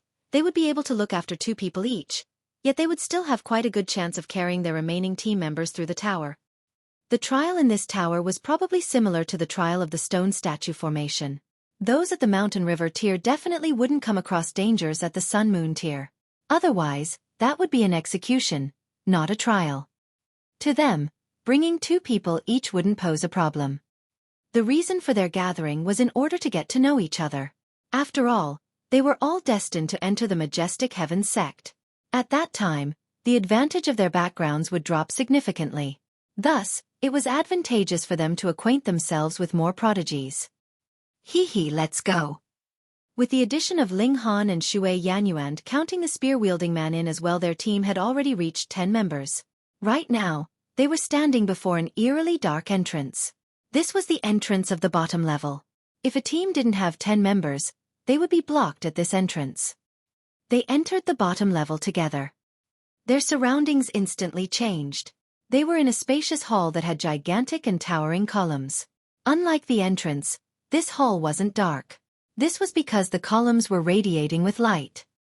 "Master, little Azura can't move," the Azura demon Empress suddenly exclaimed. "Little Azura's been trapped in this puppet, and I can't even move a finger." Ling Han nodded in his mind. Sure enough, there was a limit of 10 people per team. Moreover, there was a limit on their cultivation level as well. Thus, he naturally couldn't use puppets. Otherwise it would be far too unfair. He retrieved his Vajra seal and lion seal, and sure enough, these 2 divine seals had also become dull and lifeless. It was clear that they couldn't be used. By the looks of it, it was impossible to use items above the mountain river tier in this tower, regardless of whether they were god tools or divine seals. Ling Han was slightly puzzled. If this tower was a spirit tool, then its tool spirit was far too intelligent. Detestable fake. Small tower grumbled in displeasure. It was extremely proud, and it couldn't accept other tower-shaped god tools. Be careful, everyone, Duan warned. Although there were 8 supreme prodigies here, they still had 2 items of baggage, after all. If either of these 2 people were defeated, the entire team would suffer. Are there any dangers here? Xueqi unleashed a burst of origin power that surged out like a water ripple. This burst of origin power didn't possess any offensive ability, and was merely a way to probe the surroundings. This place restricted one's divine sense, after all. However, one could still probe distant locations if they used their origin power as a feeler. A serious expression appeared on his face. He pointed at a corner and said, "There's something there." The 10 of them walked over together. When they arrived near the corner, the first thing that they saw was a pool of blood. Then they saw a corpse that had been ripped into 6 pieces. By the looks of the corpse, this person was probably attacked by a large demonic beast, Duan said as he collected a drop of blood to examine. Their resistance had been futile when they were struck by a claw, and their body was instantly ripped into pieces. The time of their death was under 30 minutes ago. Which means this person entered with a team just then, Xueqi said as she nodded. A solemn expression appeared on their faces. A danger that was unknown was the greatest danger. We won't pass if we just stand here. Let's keep going. They continued to walk forward. Everyone still talked in the beginning as they had just met each other. However, their shallow relationships also meant that there was little for them to talk about, and they quickly ran out of topics. They eventually fell silent, and all that could be heard was the soft sound of their steps. The light radiating from the columns shone onto their bodies, creating long and drawn-out shadows that moved as they walked. Ling Han was bored, and he started counting the shadows on the ground to pass time. 1, 2, 3, 4, 10, 11. Hang on. He faltered for a moment before the astonishment suddenly hit him. Why are there 11 shadows? There are clearly only 10 of us. The 11th shadow signifies that someone joined our group without our detection. This realization made his head go numb with apprehension. 8 members of their team were supreme prodigies, yet none of them had detected this uninvited guest. Ling Han had only noticed because he had been counting their shadows out of boredom. Stop for a moment, he said. Everyone stopped where they were. However, they were all feeling a little confused. They had been walking smoothly, so why had Ling Han suddenly called for them to stop? What's wrong? Xueqi asked impatiently. In reality, he didn't want to be in the same team as Ling Han. Although Shui Yanyu was also brought closer to him as a result, there was a person that he detested between the 2 of them. Thus, it was pointless even if she was here. Ling Han waved his hand dismissively. If it weren't for the fact that only teams of 10 could pass, he definitely wouldn't bother with this person at all. He swept his gaze around, and his expression changed drastically. What's wrong? Shui Yanyu hurriedly asked. There are only 10 people here. Ling Han stammered with some difficulty. Hey, Brother Ling, are you a little too tense? Quan Lishuan said with a chuckle. He had spoken politely in order to give Ling Han some face. If it had been someone else, he would have immediately scolded them. What was there to be astonished about? If there weren't 10 people, would there perhaps be 9 people? Or would 11 make you happier? Right now, he had genuinely become suspicious. Could someone like this pass the stone statue formation? Strange. Ling Han looked at the ground again, and his expression changed even more. Guys, count the number of shadows on the floor. Ling Han, have you had enough yet? Xueqi roared. He had already been displeased with Ling Han to begin with, and thus he was naturally even more ticked off now. The others remained silent, yet their expressions had already exposed their thoughts. Hang on. Xueqi's expression also changed drastically, and she said, Look at the shadows on the ground. The others finally looked at the ground after hearing her repeat Ling Han's words. Their expressions also changed drastically. There were 11 shadows. How was this possible? There were clearly 10 of them, so how could there be an 11th shadow? They had to be seeing things. 1, 2, 3, 4, 5. The others all started to count the number of team members. However, there were only 10 of them no matter how they counted. Meanwhile, there were 11 shadows on the ground. Ling Han composed himself and said, "Everyone move." The others nodded and raised their arm. The shadows on the ground also mimicked their actions. The problem was, all 11 shadows did the same. "Do it one by one." Ling Han raised his arm first, and only one of the shadows mimicked his action. The others raised their arm one after another. The second person, third, fourth, fifth, eighth, ninth, 10th. Shwa! Everyone looked toward the shadow that hadn't moved from beginning to end. D. Ling Han unsheathed his divine demon sword and activated it with his origin power. Wisps of auras flowed down, each of them as heavy as a mountain. At the same time, flames surged into the air and transformed into a firebird. These were the divine patterns of gravity and divine patterns of flames that Ling Han possessed. He had inscribed them into his divine demon sword, and at this moment, he had activated both of them together. Boom! Sword light flashed about like a rain of arrows. Everyone instantly looked over, only to see that the number of shadows on the ground had already become 10 again. That mysterious shadow had disappeared, and they couldn't find it anywhere. Chapter 11-13. Ghostly Shadow. Although they were all prodigies, they couldn't help but feel their heads go numb with fear and their hearts beat in intense palpitation. A shadow had suddenly disappeared before their very eyes. They had all been staring at it intently, yet their attacks had created a large and instantaneous fluctuation. This affected their senses slightly, creating a minuscule time gap during which the shadow suddenly disappeared. "It's all your fault," Xueqi shouted, his finger pointed at Ling Han. There was a look of blame on his face and he said, "If you hadn't tried to play the hero and attacked, we wouldn't have lost sight of that mysterious shadow." He had been displeased with Ling Han to begin with, and he was simply finding an excuse to criticize him now. Shui Yanyu flared up in anger and said indignantly, "If it hadn't been for Ling Han's warning, you wouldn't have even known that there was a shadow stalking us." Xueqi was a prodigy, after all, and he already knew that he had no chance of getting together with Shui Yanyu. Thus, he naturally severed his feelings of love and admiration of her. As a member of the team, one naturally has to act in the best interests of the team, Xueqi said with a humph. However, this person is completely full of himself. Who here doesn't have a more powerful offensive ability than him? Was there a need for him to attack? Now we've let that mysterious shadow escape. Ling Han was also ticked off and he said, "I'll beat the hell out of you when we get out." Xueqi chuckled coldly. When they got out, the only person getting beaten would be Ling Han. Only his physique and recovery ability were powerful, so weren't these to prepare him for a good beating? "I'll be waiting," he replied. "Hee, let's concentrate on how to find that shadow first," Luo Jingren said. He walked over to defuse the situation. This had nothing to do with him, but they were all team members now, so any incidents would end up affecting the entire team. Su Jing pondered for a moment, and asked, "Have you guys heard of any existence that has no physical body and only a shadow?" Everyone shook their heads. Such a being seemed far too eerie and sinister. "Let's just forget about this for the moment.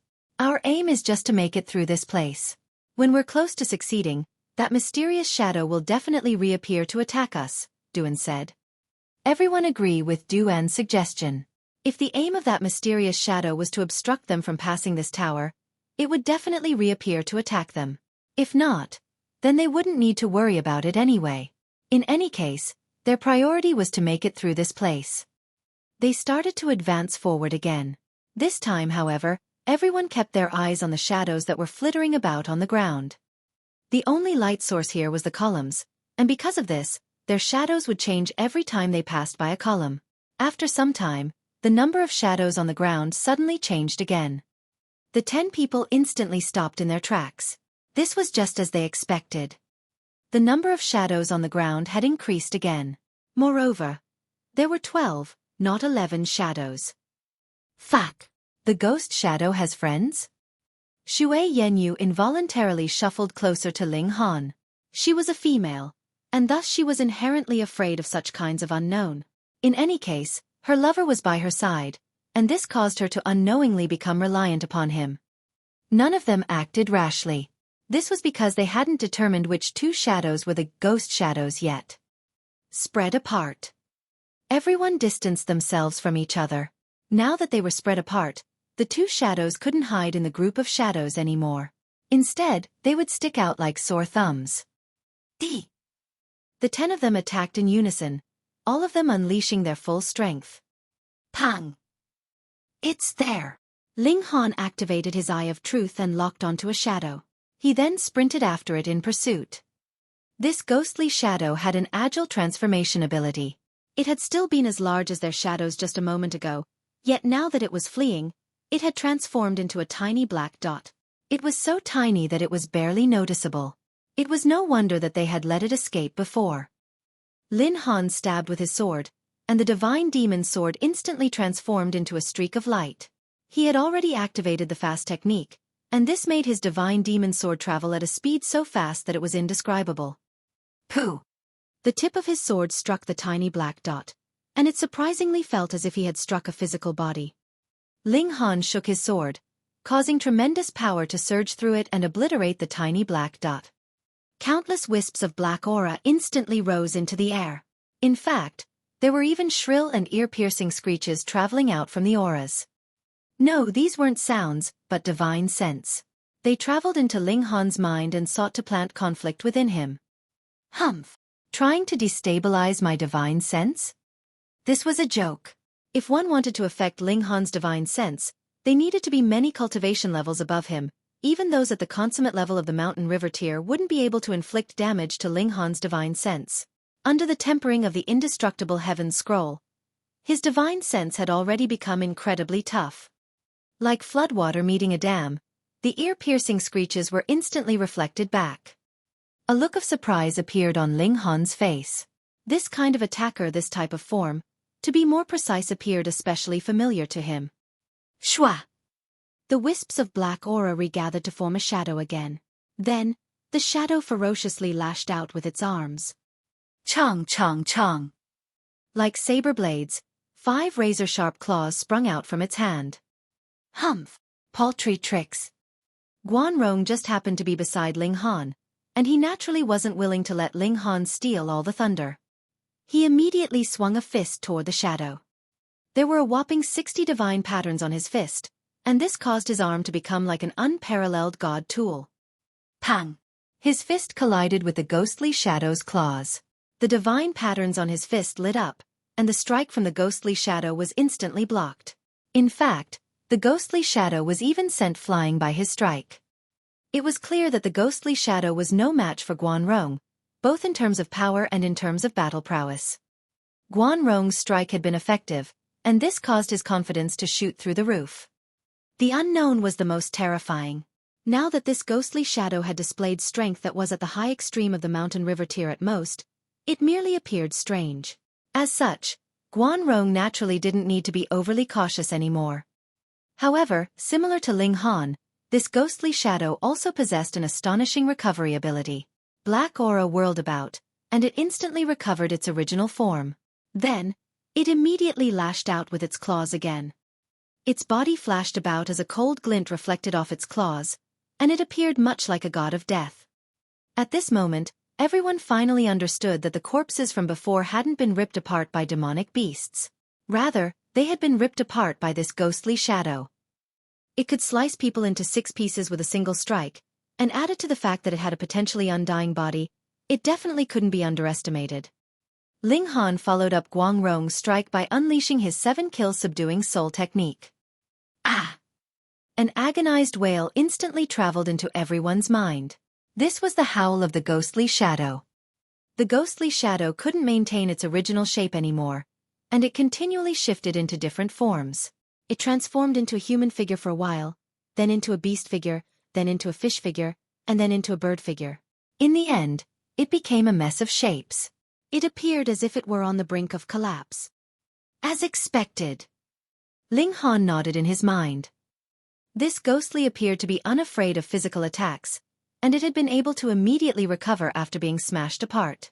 However, it was extremely vulnerable against divine sense attacks. Guanrong laughed heartily and said, "So it turns out that it was afraid of divine sense attacks. Humph! Witness the power of my spirit-refining swords." Xueqi shook his arms, and countless golden swords flew out from his eyes. These weren't physical, but instead formed from his divine sense. Shiu, shiu, shiu. Tens of thousands of swords surged outward, and the other ghostly shadow was naturally unable to escape. It was pinned to a column by the golden swords. It shrieked in agony, and its figure transformed rapidly. It twisted about for a moment, and then eventually vanished into nothingness. Chapter 11:14. Shadow Eating Tribe. Xueqi couldn't help but smile smugly. He and Ling Han had both unleashed divine sense attacks, yet he had been able to insta-kill the shadow, while Ling Han had only managed to severely wound it. This showed the gap in strength between their divine senses. Ling Han glanced at him, and a sense of scorn involuntarily formed in his mind. He hadn't used his full strength while unleashing the 7-kill subduing soul technique just then, as he had wanted to gauge how strong ghostly shadows were. Thus, he naturally had to raise the power of the 7-kill subduing soul technique bit by bit. In Xueqi's eyes, however, this was a display of Ling Han's weakness. Ling Han didn't want to argue with him. When their team dissolved after they left this place, he would definitely beat this person up. He would let Xueqi know that he had merely been embarrassing himself by bragging so shamelessly. "What's this?" Xueqi asked. She was a beautiful woman, and thus she didn't mind appearing a little clueless. After all, this wouldn't cause the others to look down on her. On the contrary, men weren't inclined to ask questions even if they didn't understand something. This was especially so if one were among a group of prodigies. Who didn't want face? Everyone remained silent. This was because none of them knew what this was. Ling Han pondered for a moment before saying, "Perhaps this isn't a being from the immortal realm." "What?" The others all shouted in surprise. What could it be if it wasn't a being from the immortal realm? "Ling Han, stop trying to frighten everyone," Xueqi scolded. Ling Han couldn't even be bothered to look at him.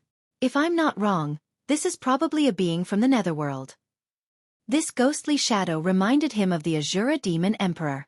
Neither of them had a physical body, and both of them possessed the ability to attack using their divine sense. In addition, their divine sense was both weak. It was just that this ghostly shadow didn't appear to possess sentience. Anna Maria merely knew how to launch some attacks in a mechanical manner. Otherwise, if this shadow were the as powerful Azura Demon Emperor, how could it charge over to hand them its life on a silver platter? The netherworld! A solemn expression appeared on the prodigies' faces. They were very fortunate that the barrier between the two realms was extremely secure in this galaxy. As a result, they didn't need to fight off any invasions from the netherworld. They had merely heard of the netherworld's existence. Meanwhile, the Venerable Trinity was someone who had returned from the two-realm battlefield. Even a powerful person like him hadn't been able to exterminate the intruders from the netherworld. From this, it could be seen just how powerful the netherworld was. "Brother Ling, are you sure?" Su Jing asked with a serious expression. If a being from the netherworld had truly appeared here, this would be a tremendous problem. Although the ghostly shadow had been weak, it would be extremely likely that there were more powerful beings from the netherworld lurking around. This meant that there was a possibility of a two-realm passageway existing in their galaxy. If that were the case, they would need to battle. They would need to engage in a battle of immense proportions. Ling Han shook his head and said, "I'm only guessing as well. Moreover, even if this being is genuinely from the netherworld, that doesn't imply that there must be a two-realm passageway in our galaxy. Perhaps the owner of this tomb brought it over from some other place." This was extremely likely. Ling Han had witnessed the extreme narcissism of the tomb owner, who had replicated a stone statue formation after passing through a similar one in some puppet sect. With that in mind, it wouldn't be surprising if the tomb owner had killed many elites of the netherworld in the two-realm battlefield and also captured some to bring over here to show off his might and greatness. It was just that the tomb owner should have been dead for countless years already. Even if he had truly captured beings from the netherworld and brought them over, could they really have survived for this long? Ling Han shook his head. He couldn't make heads nor tails of the situation, at least not now. There was no need for him to waste any more time on this. The ghostly shadow had been a little muddle-headed, and it clearly didn't possess any intelligence. This was evident from how it had been tailing Ling Han and the others just then. That had been an extremely childish act. Thus, they naturally wouldn't be able to get any answers from the ghostly shadows themselves. That being the case, they immediately launched divine sense attacks to exterminate the remaining ghostly shadows. These beings were especially strange, and after they were killed, they transformed into mist that would eventually dissipate. They didn't leave any corpse. Ling Han used his divine sense to communicate with the Azura Demon Emperor and ask him questions. He was a genuine native of the Netherworld. After listening to Ling Han's account, the Azura Demon Emperor hurriedly replied, "According to Master's description, I'm 90% certain that those were beings from the Netherworld. They're called the Shadow-Eating Tribe." Shadow-Eating Tribe? Ling Han asked in surprise. "That's right, these beings feed on shadows," the Azura Demon Emperor said. "Moreover, they can absorb someone's life essence by swallowing their shadow. They're formless killers. However, the ghostly shadows that Master spoke of are clearly a bit strange. It appears as if they've lost their sentience and awareness. They simply attached themselves to other shadows by instinct, and they didn't cause any tangible damage." Ling Han nodded in agreement. Those shadows were most likely members of the Shadow-Eating Tribe. However, their awareness had already been severed by the tomb owner, and thus they even lost their ability to feed. They were simply left with an instinctive hobby of following shadows. "Let's continue," Quan Li Xuan said in a haughty voice. "Who cares if those ghostly shadows are from the Netherworld or not? They're fairly weak anyway, and we can deal with them in no time at all." Indeed, divine sense attacks were extremely effective and damaging toward ordinary living beings. Quan Li Xuan and the others were all descendants of super-powerful forces, so it was only natural that they all possessed secret techniques to cultivate their divine sense. Thus, not only did they possess a powerful divine sense, but they also possessed the ability to launch divine sense attacks. As such, they held no fear of the ghostly shadows that roamed this place. They set off again, and after a short while, the shadows on the ground increased again. They were prepared this time, so they weren't afraid in the least. They attacked together and obliterated all of the ghostly shadows. In fact, it wasn't only divine sense attacks that could wound these ghostly shadows. Flames, lightning, and other attack methods could also threaten the lives of these shadows. It was just that they weren't as effective as divine sense attacks. Meanwhile, these ghostly shadows were least afraid of direct physical attacks. A clear example of this was the Azura Demon Emperor, who had still managed to live for 100,000 years even though he had been separated into 9 pieces. Haha, so this level is actually this easy to pass. After walking for a while, they arrived before a giant metal door. It was extremely likely that this signified the end of the first level. Everyone wore a faint smile. To ordinary mountain river tier cultivators, this level wouldn't be easy to pass. This was because the ghostly shadows came and went without a sound. Moreover, apart from the descendants of super-powerful forces, how many people practiced secret techniques pertaining to divine sense attacks? Thus, if it were some other team, this level would definitely be incredibly challenging to pass. Hold on. Only upon arriving closer did they discover that there was a gigantic demonic beast lying before the giant metal door. They had failed to see it before as the color of its scales was far too similar to that of the tiles on the floor. This demonic beast. It was extremely difficult to describe its appearance. This was because it was lying on the floor at the moment, and this made it look like a flat piece of rug. Is this demonic beast guarding the door? It looks like we have to defeat it. Let's probe its strength first. Xueqi smiled faintly and said, "I'll try first." She retrieved a set of bow and arrows. The bow was decorated with several divine patterns, and the arrows were too. This was a set of god tools. So it turns out that Lady Xiao is also an expert in archery, the others praised. They were also a little fearful at the same time. Experts in archery could launch attacks from incredibly long distances, and it was mighty difficult to defend against such attacks. "I only know a bit about archery," Xueqi said modestly. She drew her bow. Wang! The divine patterns on the bow and arrow lit up, exuding a domineering aura. Everyone's heart shuddered. The might of this arrow couldn't be underestimated. Even they would have to be especially careful if they came up against such an attack. If they were caught off guard, it was extremely likely that they would be hit by this attack. Chapter 11:15. The Tiger That Guards the Door. Xiao, the sharp arrow shot out. This arrow was incredibly fast, turning into a streak of light that rapidly shot towards that strange demonic beast. Ling Han nodded internally. This shot might not be as powerful as the annihilating dragon star arrow, but the gap wasn't very large. However, if he shot the annihilating dragon star arrow with this bow and arrow, the might would definitely be even stronger. If he shot out the ultimate arrow, it would be even more so. Ding! The arrow arrived, releasing a series of fiery sparks, and then bounced back. The demonic beast seemed to have been startled awake, and suddenly stood up. It was like someone suddenly grabbing a rug in the middle part, and then picked it up, making for a very bizarre sight. But in the process of rising, the form of this demonic beast was also changing. It actually turned from a thin rug into a fierce tiger. It was 30 meters long and 15 meters tall. It was completely crimson, and the fur on its neck seemed to be burning, displaying its awe-inspiring presence.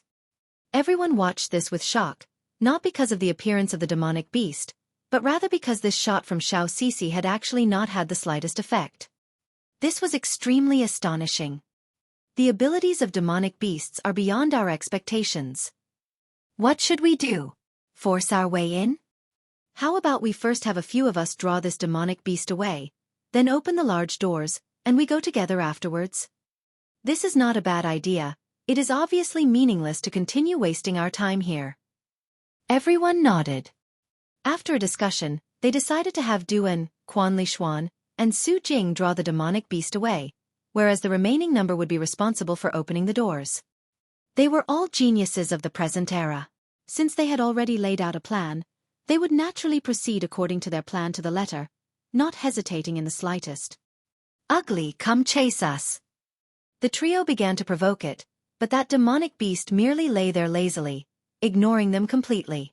Just like it had not pursued them when it had been shot earlier, it was so lazy that it practically raised their hackles in anger. Duan and his group quickly made their moves, blasting out stream after stream of origin power towards that demonic beast. At first, the demonic beast was too lazy to care, but when it had been hit many times, it finally lost its patience. With a roar, it charged towards the three of them. This pounce was extraordinarily fast. Duan and his group fled in different directions, using the terrain in this place to play a game of hide-and-seek with this demonic beast. Ling Han and the others rushed out too, and began to barrage the doors. Pang, pang, pang. Large bangs sounded out continuously, but what shocked them was that these doors were so sturdy they seemed unbreakable. Everyone used their respective ultimate moves, but no matter how powerful their attacks were, even normal cultivators at the peak stage of the consummate level of Mountain River tier would be insta-killed. Were completely useless against these big doors. We can't open it at all. They had no choice but to admit that in the face of these doors, their power was just like an ant trying to shake a tree, unable to move the latter in the slightest. Xueqi, who was a careful person, suddenly pointed at that demonic beast as she exclaimed, "Look at the neck of that tiger." Everyone turned their heads and saw that there actually seemed to be a key hanging around the neck of that demonic beast. Looks like we must defeat this fierce tiger, and take that key to open these doors. We cannot use shortcuts. Then, let us call Brother Du and the others back, and battle with our full effort. All of them were heroic characters. Previously, they'd chosen to draw the tiger away only because they had not wanted to waste their time, but now that their only option was to battle, they feared nothing. Xue Yanyu and the spear-wielding man stepped back to one side. In this kind of battle, they could not possibly interfere, or it would be merely seeking their own deaths. That was because this demonic tiger was very powerful.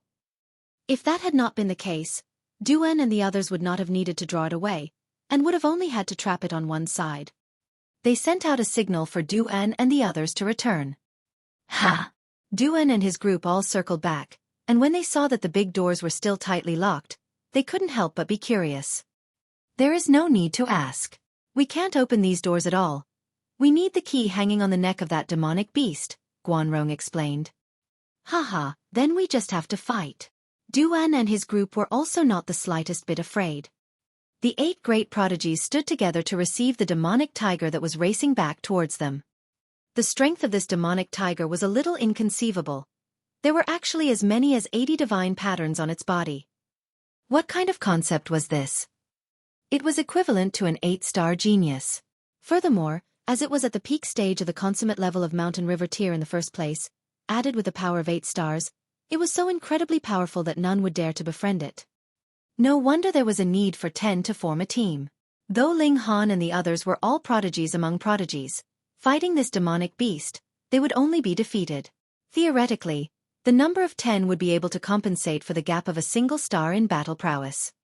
After all, these prodigies had not yet formed their 5th Mountain River, so against this demonic beast, they were practically at a loss for what to do. Come on! All 8 were confident. Aside from Ling Han, the other 6 had reached the peak stage of the consummate level of Mountain River tier, their power reaching as high as 6 stars, and added with the secret techniques they knew, their battle prowess was at least 7 stars. The battle prowess they showed when using their ultimate moves would definitely be capable of reaching 8 stars. Hence, there was still quite a high chance that they would win the battle. I'll focus on the front, Ling Han said. This gained the complete agreement of Xueqi, Su Jing and Du En. Though Wuque was very displeased, he did not object. They all knew that the toughness of Ling Han's physique was far superior to theirs, so he was the best choice to be the main assault on the front. Quan Li Xuan and the others, meanwhile, had never witnessed Ling Han's defenses, and were slightly surprised. A cultivator in the high extreme of Mountain River tier was going to take the front. But even Wuque had not objected, so they naturally could only choose to trust him. Ling Han drew out the divine demon sword, and after awakening its power, immediately charged towards the demonic tiger. Pang! The demonic tiger waved a paw, and suddenly slapped down on Ling Han. Its power was too strong, almost reaching the true apex of Mountain River tier. Ling Han was completely unqualified to stand strong against an attack of this strength. Wah! He spat out a mouthful of blood, and couldn't help but be depressed. Previously, he had been sucked dry by Empress Luan Xing. He had just recovered a little with much difficulty. Now, he was forced to throw up blood from an attack. Did the world have some kind of grudge against him? This attack caused a few of his bones to be dislocated, but Ling Han's origin power merely trembled, and his bones naturally went back to their appropriate positions. He bounced off his feet, and once again charged over. Using the fast technique, his offensive was like a wave. Quan Li Xuan and the others watched on, dumbfounded. Being smacked with such powerful strength, Wuque came off unscathed. What kind of freak were you? However, though Ling Han's physique was freakish, that demonic beast was no ordinary character, either. Under Ling Han's multiple slashes and attacks, it also appeared to be similarly unharmed as if it was indestructible like diamond. This was really inconceivable. Previously, it had transformed into a rug, being extremely soft, but now, it seemed to be like high-grade godly metal, being incredibly hard. How could these two completely opposing traits possibly appear on the same body? The demonic beast pounced, its battle prowess powerful, appearing to be almighty. Ling Han restrained it up front, and the 7 of them attacked with their full effort. However, every attack was a waste of energy. The freakishly high defenses of this demonic tiger had even surpassed Ling Han's. This is definitely not a demonic beast, but rather a puppet. Ling Han concluded. He had possessed such a physique only through cultivating the indestructible Heaven's Scroll, so how could it be matched by any random creature that crossed their path? However, if this demonic beast was really a puppet built from godly metal, it would be understandable. One would only need to use level 5 godly metal to build this puppet, and the defenses were naturally not something that could be resolved by Mountain River tier. This would also explain why its strength was so powerful. Chapter 11:16. Want a reward? It should be a puppet. Otherwise, one would have needed to form the 5th Mountain River to reach 8 stars of power. If it had really formed the 5th Mountain River, I do not believe such a being would agree to being a guard of the door here. But if it really is a puppet, what do we do? Puppets had no vital points, knew no pain, and aside from the fact that their brains were a little dumb, they were practically a perfect fighting machine, and there was no way around them. They had more or less confirmed this. This demonic tiger's defenses had surpassed the limits of Mountain River tier, and it was already invincible by nature, so how were they supposed to defeat it? Ling Han pondered for a moment and then answered, "There are two possibilities. Firstly, there is a limit to the amount of time a puppet can move. We would only need to persist for a certain amount of time, and it would naturally stop attacking. And secondly, we do not have to destroy the puppet, but merely take the key." The others nodded respectively. This could not possibly be irresolvable, or it would have lost the meaning of existence. "Let's take the key." They immediately came to a decision. It was very simple. Even if this demonic tiger had a limit to the amount of time it could move, they did not know how long that period of time would be. Hence, it was naturally best for them to take the key, and this was also the crux of their problem. "Brother Ling and I will be responsible for drawing the attention of this demonic tiger, and you guys take the chance to snatch the key," Xueqi said. She once again drew out her bow and arrow, and aimed right at the eyes of the demonic tiger, shooting arrow after arrow. So rich. Usually, Ling Han could not bear to use the godly arrows he had obtained, because there were only so many of them. The moment he shot them out and did not manage to retrieve them, that would mean one less arrow in his possession. Xueqi, on the other hand, continued to shoot arrow after arrow without stop, and she did not look like she had the slightest intention of retrieving them. He really had no idea exactly how many arrows she had actually brought. As expected of the princess of the Thousand Frost Majestic Empire, rich and imposing. Ling Han sighed, and cheered himself up to continue to stand strong against this demonic tiger on the front line to gain time and create an opening for the others. Duan and the others, meanwhile, began attacking the collar that had the key hanging from it. After a few times, they looked immensely pleased because though the collar was also very sturdy, it was not unbreakable. With this, their confidence naturally increased greatly, and they were strongly on the offensive. After a few hundred attacks, the collar was finally broken. However, this was only a collar, and it was useless for them to just create a hole in it. It was still firmly hanging on the neck of this demonic tiger, so they had to create another hole on the other side. Only then would the collar finally drop. "Fuck, can you guys get a move on?" Ling Han gritted his teeth. He was enduring all the firepower from the demonic beast. Those were the attacks of a being at the peak stage of the consummate level with 8 stars of strength. That was practically about Sun-Moon tier level, and even if his physique was comparable to level 4 godly metal, he could not hold on much longer. If it were not for the effects of the indestructible Heaven Scroll, continuously healing his body, he would have been killed who knew how many times over. "We're close." Even Xueqi had joined the team that was attacking the collar. She shot out arrow after arrow, and they were all hitting the same place. Because none of them would dare fight this demonic tiger at close quarters, they could only shoot out sword rays, saber rays, fist rays, and other such long-distance attacks. Their power was naturally slightly weaker, which also caused severing the collar take a considerably long amount of time. After close to an hour had passed, a ding was heard. The collar had finally been broken in half, and while the upper half was still stuck on the neck of the demonic tiger, the lower half had already dropped down. And on it, the key was attached. Ling Han hurriedly retreated, creating some distance between himself and the demonic tiger, whereas the others took advantage of the opening to pick the key up and rush towards those big doors. They pushed the key in, and after turning the key, the great doors slowly opened. "Run!" Ling Han called out at Xueqi. It was necessary for all of them to pass through at this point, and even one less person would be considered as a failure. The two weaker ones of the bunch, Xueqi and the spear-wielding man, left first, followed by Xueqi and the others, whereas Ling Han tailed behind. He made use of the pillar and circled around it before turning right around to charge ahead of the demonic tiger, and leap towards those big doors. "Ong!" The demonic tiger released a furious roar, and chased after him. "Quick! Quick!" At the entrance, Duan and the others were calling out anxiously. Even Wuque and the spear-wielding man were no exceptions, and the demonic tiger was already approaching closer and closer behind him. Shua, the demonic tiger, shot out a paw, and smacked it out at Ling Han. If it landed a solid hit, Ling Han would definitely be sent veering away from his original course, and thus smash into the wall on the side instead of charging out the big doors. Humph! Ling Han drew out the ultimate arrow. Though he was wielding himself like a bow, the might released was still very frightening. origin power condensed, and turned into a stream of light that shot out. Pooh! The arrow of origin power landed on the paw of the demonic tiger, but facing what possibly could be defenses comparable to level 5 godly metal, even the ultimate arrow could not penetrate it. However, this was an attack that had Ling Han's full power behind it. With a frighteningly powerful impact, the tiger's paw still veered off slightly.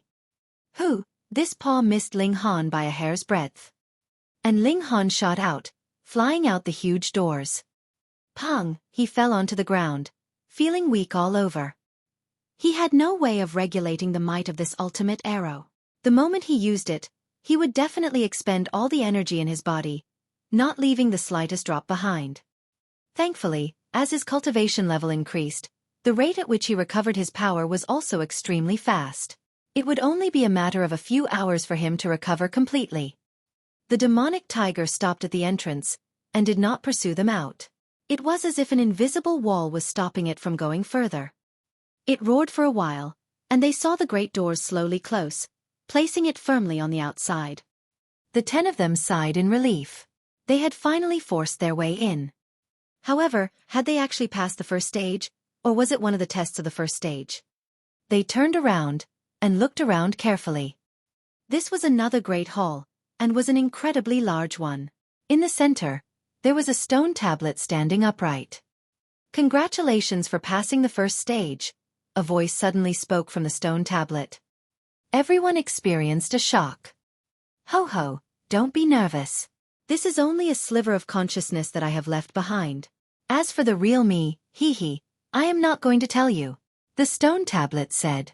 Merely a few words from it were enough to engender anyone's fury, making the 10 of them very much want to give it a good beating. Unfortunately, this was only a remaining sliver of consciousness, so how were they supposed to accomplish that? Ling Han was immediately sure that it must have been left behind by the owner of the tomb because it was extremely narcissistic and was practically asking to be beaten, having the same style as the message on the stone table that appeared when the stone statue formation concluded. However, this time, the tomb owner was playing a new trick, and actually left behind a sliver of divine sense to joke around. "Want a reward? If you do, beg me," the stone tablet continued. They all looked at one another. Was this really a great senior and ultimate elite? Why did he seem to be quite shameless? Passing the first stage should have a reward, right? Ling Han deduced. Since that is so, then no matter if we beg or not, we would still be able to obtain the reward. So why should we beg then? Ah! I'm about to die of fury. What harm would it do if you begged me a little? Would you die from it? The stone tablet abruptly cried out. Everyone decided to simply remain silent by now. This great elite and senior seemed to be out of touch completely. Fine then. Rules are rules. I shall give you a little reward then. The stone tablet calmed down, and its tone was much calmer than before. Chapter 11:17. Pummeling Wuque. "Here, take it, brats," the stone tablet said. 10 jade vials materialized on the ground in a row. It was evident that there was 1 vial per person. This was a team victory, and thus everyone's reward was naturally the same. One wouldn't get a richer reward just because they contributed more to the victory. Everyone grabbed their vial of pills. However, Wuque had an advantage over everyone else. This was because the spear-wielding man was clearly his subordinate, meaning that he would have to give all of the benefits to Wuque. Ling Han grabbed a vial of pills and noticed that there was no label on the vial. He turned to the stone tablet and said, "May I ask what kind of pills these are?" "Purple Pattern Mountain River pills," the stone tablet answered. What's that? None of them had ever heard of this kind of pill before. After ingesting it, one's power will increase by 1 star for a period of 2 hours, the stone tablet explained. "It's that trashy?" Ling Han said in disappointment. "You have to learn to be thankful after receiving something from others," the stone tablet said in displeasure. "Moreover, you guys have only passed the first level. Did you expect some extremely valuable reward? So you're saying that we can still receive more rewards after passing the second, third, and other levels?" Ling Han asked. "That's right, as long as you guys are powerful enough," the stone tablet replied. Their fighting spirits were instantly ignited. They weren't motivated by the rewards per se, but rather by their unyielding ambitions and confidence as prodigies to become number one. What are the remaining levels like? Ling Han asked. Why should I tell you? The stone tablet countered. If you want to know, then go and experience them for yourself. However, I can tell you this: the second level is a labyrinth, and only those who navigate out of it within 2 hours will receive a reward. There's no need to form a team for this level. In fact, forming teams is forbidden. You guys can set off now. The stone tablet fell silent after saying this. A set of stairs that led to the second level appeared before them. Hee, let's go, Duan said with a smile. He was the first to walk toward the stairs. Ling Han didn't move. He found this situation to be particularly strange. This was a tomb, so why were there trials and challenges? Even if this old senior had left a wisp of his will, wouldn't it be better for him to guard his tomb? Why did he have to make it seem as if he were selecting disciples for a large sect? However, since there were rewards involved, Ling Han was still prepared to take part in these trials. There was nothing to lose, after all. Ling Han, didn't you want to fight me? Xueqi said, his finger pointed at Ling Han. Come at me. Ling Han was naturally unafraid. I won't kill you, since we have fought side by side just then. However, I'll have you know that there are always those who are stronger and more talented than you. Don't be too full of yourself. Who would have thought that Xueqi could utter such truthful words? Ling Han was slightly surprised. He had initially thought that Xueqi was a petty and narrow-minded person. To his surprise, he was actually open-minded to a certain degree. He pondered for a moment before saying, I'll also spare your life since you were able to utter such words. I'll simply have you understand the meaning of what you just said. Haha, how arrogant. Xueqi chuckled coldly and said, Let's fight. He roared softly, and over 60 divine patterns lit up on his hands. At the same time, 4 mountains and rivers materialized behind his back, each of them radiating with a terrifying aura. The fact that he possessed over 60 divine patterns signified that he had a power of 6 stars. You want to threaten me with such measly power? Ling Han said with a smile. It wasn't as if Xueqi hadn't seen his defenses before. Although 6 stars above the peak stage of the consummate level of the mountain river tier was indeed powerful, it still wasn't enough to defeat Ling Han. Of course this isn't all. Xueqi retrieved a black arm armor and wore it on his arm. He shook his arm, and the arm armor was instantly activated. The patterns that were carved into it lit up, and the number of divine patterns on his hand instantly increased dramatically. 71 divine patterns. This signified that his power had gone up another star. Ling Han was surprised, and he exclaimed, You didn't use this god tool when challenging the stone statue formation just then. It's not that I didn't want to use it. It's because this god tool is damaged and can only last for a quarter of an hour. Xueqi didn't hide the truth from Ling Han. It would definitely take far longer than 15 minutes to pass the stone statue formation, and thus he would have only been able to advance a short distance had he used it at that time. It definitely wouldn't have helped him pass the formation. Ling Han laughed loudly and said, You're confident that you can defeat me within 15 minutes? It's more than enough, Xueqi said proudly. Although Ling Han's defenses were astonishing, Xueqi's power was already near the pseudo-sun-moon tier. After unleashing his secret techniques, it was even possible that he could kill Ling Han. I hope you can maintain your confidence, Ling Han said with a chuckle. He took out the lion seal that he had received. This seal could be used a total of 10 times, though this upper limit might decrease depending on the period of time that it was activated during each use. His battle prowess was far weaker than that of Xueqi's. This was inevitable due to the large gap in their cultivation level. If they fought without using external items, Ling Han would definitely be crushed. However, how could someone as proud as Ling Han accept the fate of being crushed? Thus, he resolutely decided to use the lion seal. He slapped the divine seal onto his body, and divine patterns instantly formed on his skin. At a rough glance, there were as many as 800 divine patterns. Pooh! Xueqi immediately spluttered loudly, his face painted with shock. He only possessed a tad over 70 divine patterns, yet Ling Han possessed a whopping 800. How big a difference was this?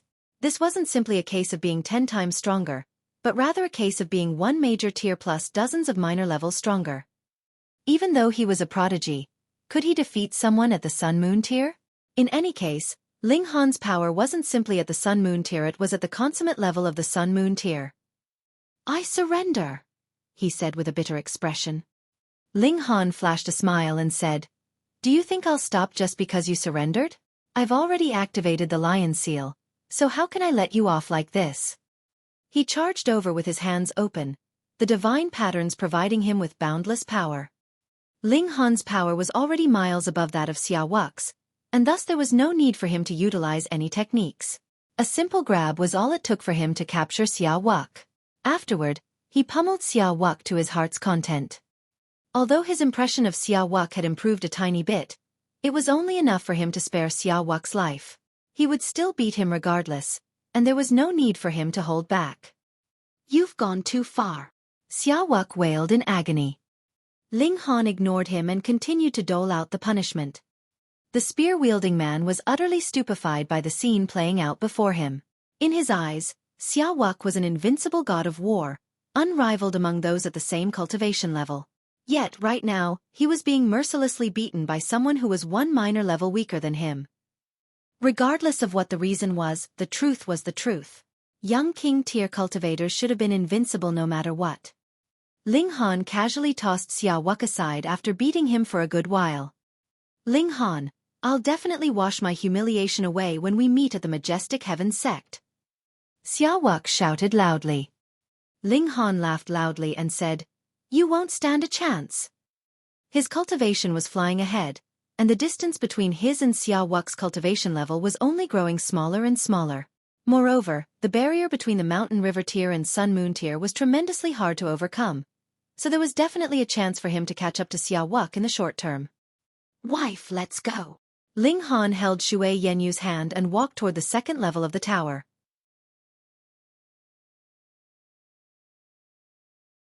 Chapter 11:18. Invincible Paragon Saint. According to that unreliable stone tablet, the next trial is a labyrinth. Moreover, we can't form teams and can only attempt it ourselves. "Do you want to enter the Black Tower?" Ling Han asked. Xue Yenyu pondered for a moment before shaking her head and saying, "No, I want to attempt it myself." "It might be dangerous," Ling Han warned. "I know," Xue Yenyu said with a nod. Then she turned to Ling Han and earnestly said, "I don't want to become a burden to you. I want to be able to help you." Ling Han felt moved upon feeling her love for him. However, what he said next was still quite out of touch. "Then let's have kids first." "Damn pervert." Xue Yenyu rolled her eyes at him. Ling Han laughed cheerily, and he stopped to pull her into an embrace. "Be careful." "I will." Ling Han pecked her on the forehead before striding into the second level. Xue Yenyu faltered for a moment. Then, she suddenly noticed that two divine seals had appeared in her pocket. They were none other than the Vajra seal and the Lion seal. Before she could even speak, Ling Han had already disappeared behind the turn in the stairs. She hurriedly ran after him, yet she saw that he had already entered the second floor. Walls that were built from stone lay before her and stretched for a long distance. They appeared especially messy and disorderly. This was already the second floor of the tower, and she had become separated from Ling Han. This wasn't the first time that they had come across such a situation. When they entered this tomb, those at the Mountain River tier, Sun-Moon tier, and Heavenly Body tier had already been separated from each other. She took the two divine seals out from her pocket. Ling Han had only left these with her because he was worried about her. Moreover, he was afraid that she would reject them, and thus he immediately ran off after stuffing them into her pocket. He gave her absolutely no chance to speak. Xue Yenyu stared at the divine seals absent-mindedly. Then, she remembered that Ling Han still had the Black Tower, meaning that he would probably be safe. Only then did she regain her senses and start to analyze the stone formation before her. Ling Han was also analyzing the stone formation in the same place, though it seemed as if he were in a different dimension. There was no doubt that this was the labyrinth. Ha! It can move. After studying the formation for a while, Ling Han discovered that the stone walls would move by themselves. As a result, the layout of the paths would completely change. We have to pass this labyrinth in under 2 hours. Do we have to find the pattern that governs the movement of these stone walls? A confident smile appeared on Ling Han's face. He had ventured into numerous ancient sites during the last few years of his previous life. During that time, he had come across countless formations. Although the level of the formation before him was much higher, his cultivation level and divine sense were also much more powerful than before. The more powerful one's divine sense, the more powerful one's deduction and inference abilities would become. These were of utmost importance for alchemy, puppet creation, formation setting, and formation cracking. Ling Han's eyes moved about slightly as he stared at the formation. As time went on, the speed at which his eyes moved also increased. This was because he was following and remembering all the changes in the formation. After he remembered them, he would start to analyze the patterns that govern their movement. If he entered the Black Tower and performed comprehension under the reincarnation tree, 1 day's worth of comprehension would be equivalent to an entire year's outside. Thus, he would naturally be able to crack this formation in an extremely short amount of time. However, the time limit meant that this formation could be cracked in under 2 hours. There were rewards at stake, and he was confident that he would be able to crack this formation without any external help. His mind was already whirring, and a smile quickly tugged at the corners of his mouth. There are 36 transformations, and there are also 7 areas designed to trick people. If one enters those places, they'll definitely be trapped. I'm ready now. Ling Han walked into the stone labyrinth. He headed left for a while, and then right. He appeared especially relaxed, and he passed through the stone formation in only around an hour. Another large hall appeared before him. Xueqi, Duan, and the others who had set off before him had all arrived here already. Even Wuque had already arrived. Prodigies were prodigies after all, and they were outstanding even in the field of deduction. However, part of the reason was because the formation had been relatively simple. As such, it hadn't been able to separate the skills of the prodigies apart. If the difficulty of the formation had been increased dramatically, perhaps differences in completion time would reach several or even dozens of years. The hall before Ling Han also had a stone tablet.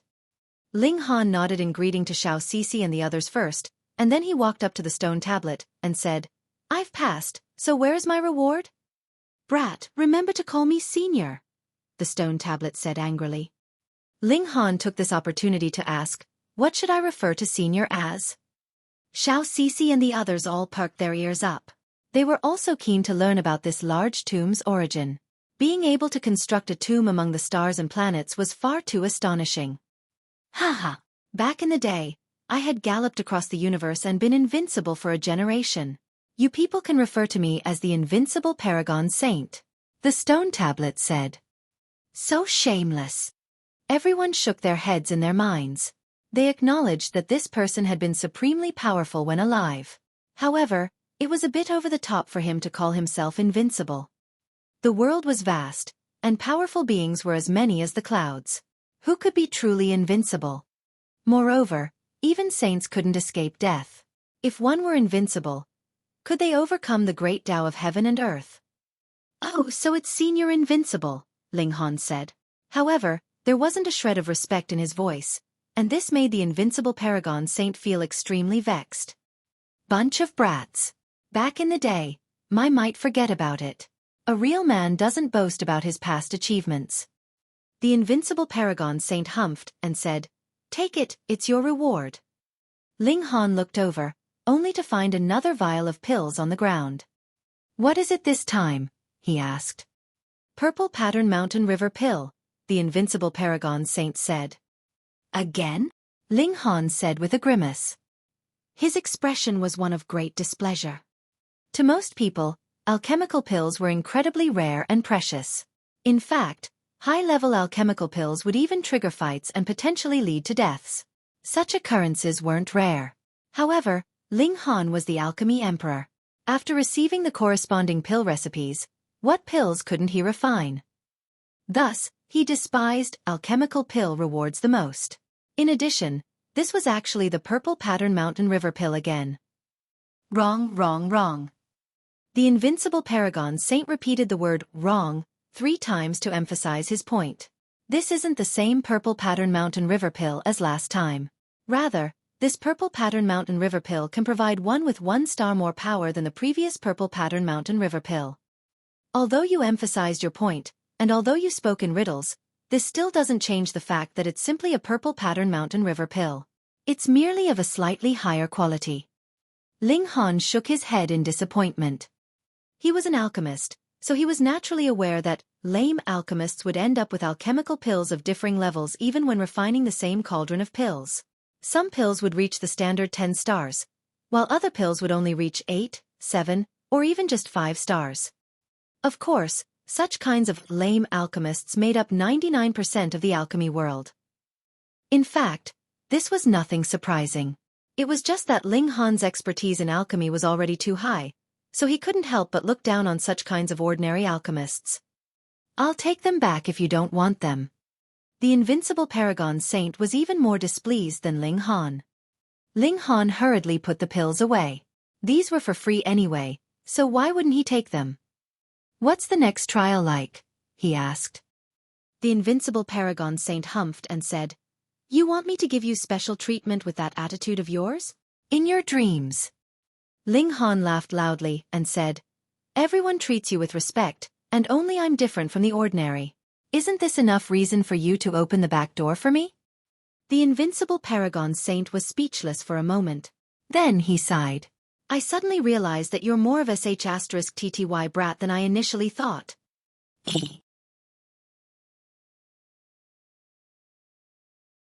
Chapter 11:19. Deciphering a Sword Strike. Ling Han's face involuntarily darkened. Why did the stone tablets suddenly curse him? Could they still communicate in a civil manner? Xueqi and the others all covered their mouths and laughed. They truly admired Ling Han's courage. Although this Invincible Paragon Saint had died long ago, with only a wisp of his will remaining, there were clearly countless astounding formations spread throughout this large tomb. Moreover, this will could control and manipulate these formations that were powerful enough to contain heavenly body tier elites. Thus, none of them dared to show any disrespect before the stone tablet. They were all afraid of his might. This had nothing to do with whether one was prodigious or prideful. In the cultivation world, strength was all that mattered. If one didn't possess enough strength, what right did they have to be proud? However, Ling Han was able to speak freely before this Invincible Paragon Saint. This caused the others to label him as reckless in their minds, though they also couldn't help but feel admiration for his courage. Most importantly, it seemed as if Ling Han was to the Invincible Paragon Saint's liking. Otherwise, the Invincible Paragon Saint would have directly killed him instead of calling him *TTY brat. Since you begged me, I'll be kind and tell you. A soft glow radiated from the stone tablet, and the Invincible Paragon Saint said, The third trial requires you to decipher a sword strike. Decipher a sword strike? How does that work? Ling Han asked. The Invincible Sword Saint became a little impatient, and he said, You still don't understand? You have to decipher a sword strike, and if you succeed, you'll pass the trial. If not, then you can *SS off. Is there a reward for passing this trial? Ling Han continued to ask. The Invincible Paragon Saint was almost rendered speechless. Can't you act more like the prodigy that you are? Why are you always thinking about rewards? A person shouldn't be too focused on material benefits. Sigh, forget about it. It's useless even if I ask. Ling Han shrugged his shoulders and continued, It's definitely going to be Purple Pattern Mountain River pills again. They'll only be of slightly higher quality at best and elevate one's power by 3 stars. The Invincible Paragon Saint had just been about to speak, yet his words were forcefully shoved back into his mouth. That was indeed the reward for passing the third trial. Fuck. Those pills can elevate your power by 3 stars. That's extremely impressive if you're battling against someone at the same cultivation level as yourself. Yet, you're still not satisfied? However, as a senior, how could he debate such matters with a junior? *S off. Hurry up and *S off. I feel angry just looking at your *TTY face. He said in irritation. Calm down, I still need to wait for someone. Ling Han sat cross-legged on the floor, and he also placed the Azura Demon Emperor back into the Black Tower. He was going to wait for Xue Yenyu to arrive. Although the labyrinth wasn't dangerous, Ling Han would remain worried for as long as he didn't see her arrive. "T2I brat," the Invincible Paragon Saint murmured. "You definitely can't be that person. Otherwise, I'll feel extremely vexed." Xueqi and the others didn't wait with Ling Han. Instead, they entered the third level of the tower to challenge the Deciphering sword strike trial. After waiting for another hour or so, Ling Han finally saw Xue Yanyu arrive. This seductive beauty's face was filled with disappointment. Although she had successfully passed the labyrinth, she had exceeded the 2-hour time limit. Although she wasn't a first-rate prodigy at the Scarlet Heaven Academy, she was at least talented enough to be called a prodigy. In this large tomb, however, she discovered that she was merely holding Ling Han back.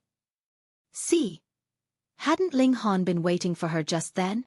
"Wife, what unnecessary thoughts are running through your mind?" Ling Han embraced her lightly, and comforted, "Many people only experience success later in their lives. Moreover, as long as your husband is powerful enough, I can find you all kinds of natural treasures. Perhaps you can eat them and instantly become a saint." Xue Yanyu rolled her eyes at him. Did he know how to comfort people? Wasn't this hurting her confidence even more? "T2I brat, your thoughts are quite fanciful," the Invincible Paragon Saint suddenly said. "Do you think that natural treasures that can instantly elevate one to the level of saint are as common as cabbage? Do you think you'll be able to get your hands on them?" Ling Han's interest was piqued, and he asked, "Are there really godly treasures that can instantly transform one into a saint?" He had only said that to comfort Xue Yanyu. Had he genuinely guessed right? Heaven and earth are so vast. What kinds of treasures don't exist? The Invincible Paragon Saint sighed in emotion, and said, "Heaven and earth have birthed things so poisonous that even saints will drop dead upon coming into contact with them. On the flip side, heaven and earth have also birthed things so wonderful that even mortals can shoot to the sky in a single step. Judging by what you've said, talent and whatnot are of no importance compared to pure luck," Ling Han concluded. "You're not entirely wrong," the Invincible Paragon Saint said. "However, such fortunate people only appear once every several trillion years. Moreover, even if one obtains a supreme medicine that allows them to instantly become a saint, the cultivation that they receive isn't a result of their own comprehension. They'll need billions upon trillions of years to understand and achieve mastery of these comprehensions. If they're less talented, perhaps they'll never be able to improve another inch for the rest of their lives."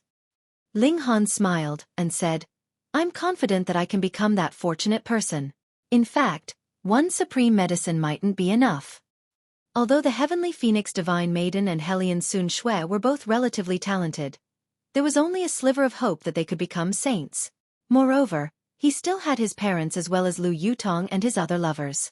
He couldn't just sit on his hands and watch them age and die, right? So be it if there was nothing that he could do. However, since there was a ray of hope, he had to fight to grab onto it no matter what. He had to obtain these supreme medicines to raise the strength of those around him. In fact, it was the Rain Emperor Ding Ping, and the others who were incredibly talented cultivators. Moreover, they were resolute and determined in addition to being talented, and as long as they didn't die, it was extremely likely that they would become saints one day. The Invincible Paragon Saint almost spat blood. Such kinds of supreme medicines only appear once every several trillion years. Obtaining one will cost one several lifetimes of fortune, yet you actually want a few? I'll give you my admiration if you're genuinely able to obtain a supreme medicine. If you can obtain two, I'll change my surname to yours." No need to follow my surname. I already have a son." Ling Han chuckled as he rejected his offer. The Invincible Paragon Saint was rendered speechless. This person was truly shameless. P***s off. P***s off. Otherwise, I won't be able to resist the urge to kick you in the face," he said impatiently. "Hold up for a moment. What's the next trial like? Can we two complete it together?" Yes, it's only deciphering a sword strike anyway. You'll receive a reward as long as you can decipher it within a set time." The Invincible Sword Saint appeared especially irritated, and he continued, "I know that you care about rewards the most. So, there's no need to ask anymore." There was a look of disdain on Ling Han's face, and he said, "It's going to be another purple pattern mountain river pill anyway. It'll probably elevate one's power by 3 stars at most." *TTY brat. The invincible Paragon Saint was so ticked off that his face was almost twisted out of shape. Ling Han chuckled and said, I really do wish that senior can reward me with something else. The invincible Paragon Saint gritted his teeth if he still had teeth and spat, Fuck off. How boring. I haven't even passed the 3rd trial yet I already know that the reward is merely another purple pattern mountain river pill. Sigh. Ling Han grumbled in his mind as he held hands with Xue Yanyu and climbed the stairs to the 3rd level. There were numerous people standing here. There were those at the mountain river tier, those at the sun moon tier, and even those at the heavenly body tier. Ling Han was slightly astonished by this sight. Shouldn't the first trial have eliminated most of the people? How were there still so many people here? Up ahead, a person that was formed from light was currently performing the same sword strike over and over again. However, this sword strike appeared to adhere to some true meaning of the Great Tao. Each strike was tremendously mighty and seemed able to suppress heaven and earth. We have to decipher this sword strike? Ling Han watched the sword strike carefully. This strike wasn't especially complex, and its might came from its resonance with the Great Tao. It drew on the regulations of heaven and earth, appearing extremely mysterious every time it was performed. We're timed starting from when we enter, right? It's just that we're all timed differently depending on when we entered. This realization made Ling Han feel even more strange. Is this really a tomb?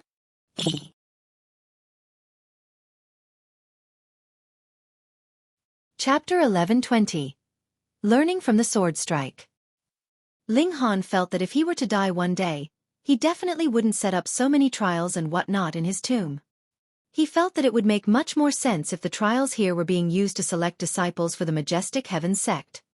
However, they weren't, and they were instead trials left by a dead person. This invincible Paragon Saint isn't thinking of recruiting a disciple, is he? This was extremely likely. Otherwise, what was the point of setting up so many trials? However, why couldn't he say it straight up? There was almost no doubt that he was a Genesis tier saint. Even if he wasn't, he was still at least an Eternal River tier elite. One had to realize that the Majestic Heaven sect only had a single Eternal River tier elite as well. However, even if it were only the Majestic Heaven sect that was recruiting disciples and not he himself, all the young king tier prodigies in the neighboring galaxies were still especially eager. Meanwhile, the situation here suggested that a Genesis tier saint was going to find a disciple after his death. People would definitely fight tooth and nail for this opportunity. Hang on. Ling Han shook his head in his mind. If the invincible Paragon Saint made his intentions clear, it was likely that the heavenly body tier elites here would go around killing everyone else if almost everyone else was dead. Wouldn't their chances of success increase significantly? If a Genesis tier saint wanted to take a disciple, they naturally wouldn't favor those at the heavenly body tier over others. Instead, they would care more about one's potential. In other words, they would try to find someone who was most suited to following their path. Talent couldn't represent everything. Different people would be suited to different paths. Anyhow, the sword strike was especially simple, and everyone replicated its movements as they attempted to decipher a method to overcome it. The sword strike didn't possess any origin power when unleashed by the light person, and thus one naturally couldn't defeat this strike through brute strength. Instead, they had to defeat this strike using another strike. When one felt that they could defeat the strike, they could head over to exchange strikes with the light person. Whether or not they succeeded was naturally determined in a matter of seconds. In addition, a layer of primal chaos would envelop both the light person and the person that was attempting to decipher and overcome the sword strike. As a result, the others wouldn't be able to see their exchange. If the person passed, they would be able to leave. If not, they would return to their original spot. Because of this, the others couldn't derive any help or copy patterns based on the process of the light person's exchanges. Ling Han swept his gaze over the surroundings. There were truly a lot of heavenly body tier elites. However, he didn't see Empress Luan Xing. Perhaps she hadn't come yet, or perhaps she had already deciphered this sword strike long ago and ascended to the 4th level. It was a shame that there were so many watchful eyes. Otherwise, he could have entered the Black Tower with Xue Yanyu and completed comprehension under the reincarnation tree. One day was equivalent to 1 year, and he was confident that no one could possibly be faster than them. Ling Han sighed in his mind. Even if he broke the time record and passed this trial with flying colors, his reward would still be a single purple pattern mountain river pill. It was useful but not that useful. Forget about it. I'll just decipher it here. Ling Han focused his attention back on the sword strike. This strike drew on some regulations of heaven and earth, making it appear remarkably profound. He couldn't learn this sword strike. This wasn't because his comprehension ability was weak, but rather because this sword strike drew on regulations that far exceeded the mountain river tier. Although he couldn't learn it, this didn't mean that he couldn't decipher it. Otherwise, the invincible Paragon Saint would have been giving them an impossible task. However, this required time. Ling Han mulled over the sword strike in his mind, and he couldn't help but click his tongue in wonder. This strike was truly incredible. It suppressed its opponent using the power of the Great Tao. This was amazingly mysterious. He couldn't learn this strike, but he could learn from its principles. Sword of the Great Tao. Enlightenment arose in his mind. If he combined the Sword of the Great Tao with his fast technique, how powerful would the might of the resulting sword technique be? The fast technique destroyed the regulations, while the Sword of the Great Tao adhered to the regulations. It would be a pioneering feat if these two techniques could be combined. This would be his own path. Ling Han nodded in his mind. He had always wanted to create a technique that belonged to himself. However, achieving this was an extremely difficult task. Yet right now he finally saw a path before him. This allowed his comprehension to become clearer and more distinct. Wonderful, wonderful, wonderful. Ling Han ruminated over the sword strike in his mind. Right now, he wasn't thinking about how to decipher it anymore. Rather, he was exploring the workings of this strike. The more he understood it, the more enlightenment arose in his mind. This caused him to be beside himself with delight. He lost all track of time. Some people successfully defeated the sword strike and left, while many others arrived and joined in on the deciphering. Many more people remained exactly where they were. After heaven knew how long, Ling Han finally came to his senses after being tapped on the arm by Xue Yanyu. This seductive beauty was somewhat confident that she had deciphered the sword strike, and she was ready to head over to test herself against the light person. Meanwhile, Xue Yanyu found it strange that Ling Han still hadn't gone over to challenge the light person yet. This was extremely abnormal, and she was puzzled by it. Only now did Ling Han realize that Xiao Sisi, Duan, and the others had already left long ago. He was lagging far behind them. "You go first," he said with a smile. "I've reaped bigger rewards." Xue Yanyu's eyes lit up, and she said, "You're learning the sword technique?" His wife was understanding him better and better. Ling Han laughed loudly and said, "Yes, but also no. I'm figuring out the sword strike, but I'm not actually learning it. I'm simply learning from its principles." Xue Yanyu nodded in understanding. Just as she had thought, Ling Han's comprehension ability was definitely no weaker than the other young king-tier prodigies. "Then I'll head over first," she said. "Sure," Ling Han said with a nod. Xue Yanyu went over to challenge the light person. Unfortunately, she wasn't able to succeed. She wasn't dispirited. She said, "I'm confident that I can decipher this strike in 3 more days." Ling Han nodded and continued to mull over the sword intent contained within the strike. He definitely couldn't receive the reward for this trial, yet he didn't care at all. This opportunity to explore the great Tao of heaven and earth was far too precious and rare, and its value was countless times greater than that of the trial reward. He lost track of time once again, and the people around him came and went. At some point in time, he finally stood up. There was already nothing more that he could learn.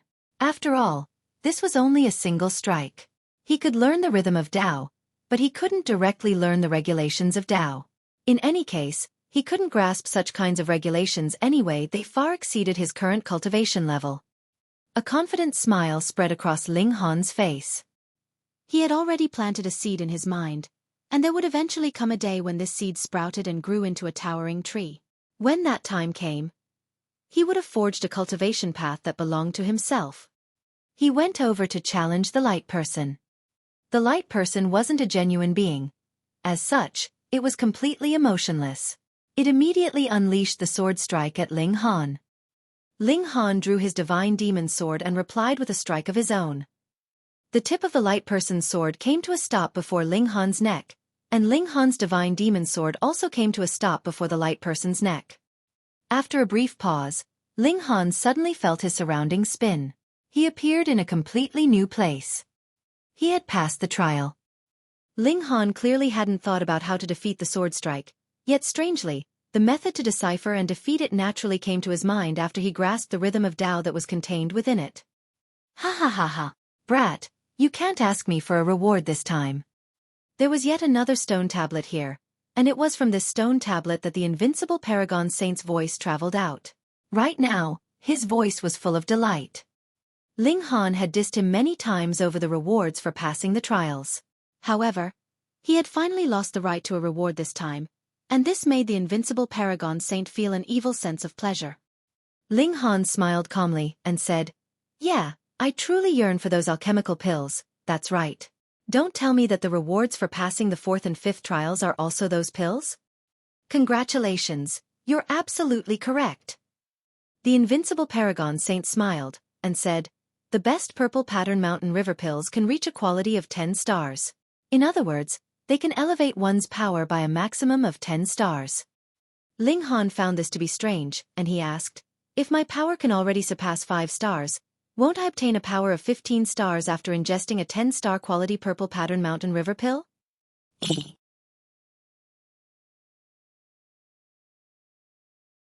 Chapter 11:21. Hit me. Impossible. The Invincible Paragon Saint denied so hard one could picture him shaking his head, and said, 10 stars is an absolute threshold. There's no way to surpass it. If you already possess a power of 10 stars, then ingesting the purple pattern mountain river pills will be completely useless. Oh, Ling Han said with a nod. He was genuinely disinterested in this kind of alchemical pill. This was because he held a firm belief that he could definitely reach the true pinnacle of the mountain river tier. I can reach a state of perfection myself, so what's the point of relying on external items? It's best to avoid relying on external items whenever possible. The true power of cultivators should belong to their own bodies. Ling Han chuckled and said, "So, you're going to keep rewarding us with purple pattern mountain river pills? Can't you swap these out for something else?" "No, unless you can pass the 9th level of the tower," the Invincible Paragon Saint said. Ling Han's eyes lit up and he asked, "What reward will I receive?" The Invincible Paragon Saint scoffed and said, "And you're saying that you're not greedy? You've revealed your true nature now, huh? Can't I ask out of curiosity?" Ling Han said with a smile. "Do you believe that excuse yourself?" There was a look of disdain on the Invincible Paragon Saint's face. Ling Han laughed loudly and said, "You're a senior, so is it really good for you to make fun of me like that? Everyone has a responsibility to lambast shameless people," the Invincible Paragon Saint said. Ling Han rolled his eyes. This Invincible Paragon Saint needed to change his name to Invincible D*Kekhead Saint. He was actually exchanging slurs with a junior like him. "What's the 4th trial like?" he asked. "Hee, the 4th to 9th trials are all the same. They're extremely easy, and simply test how powerful your attacks are, as well as how sturdy your defenses are. As for the final reward, that's naturally a secret that will be revealed at the very end. Anyhow, what's the point of telling you now? Can you become the fortunate fellow who lasts until the end?" the Invincible Paragon Saint said. "How boring," Ling Han said with a shake his head. He had genuinely wished that there would be a few more sword strikes for him to decipher and learn from. That would have allowed him to walk further along his own cultivation path. Pass through all 9 trials first, then tell me whether you're bored or not. The Invincible Paragon Saint humphed and said, piss off, piss off. Is there a halo of pesky irritation above your head? Why do I feel annoyed and angry just looking at you? It's you that's unreliable, okay?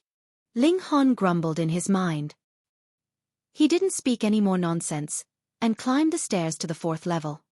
This level was spacious and empty, with only 2 stone statues standing in the middle of the room. There was also an hourglass, and it had just started to measure the time. One of the stone statues had "hit me" written across its chest, while the other stone statue had "I'll hit you" written across its chest. That D*Kekhead Saint is indeed unreliable. Ling Han walked up to the stone statue that had "hit me" written across its chest first. He then clenched his fist and swung it toward it. Pang! The stone statue was instantly sent flying. He wanted to follow up with another strike to obliterate the stone statue once and for all, yet the words on the stone statue's chest suddenly changed to pass. That's all? Ling Han was astonished.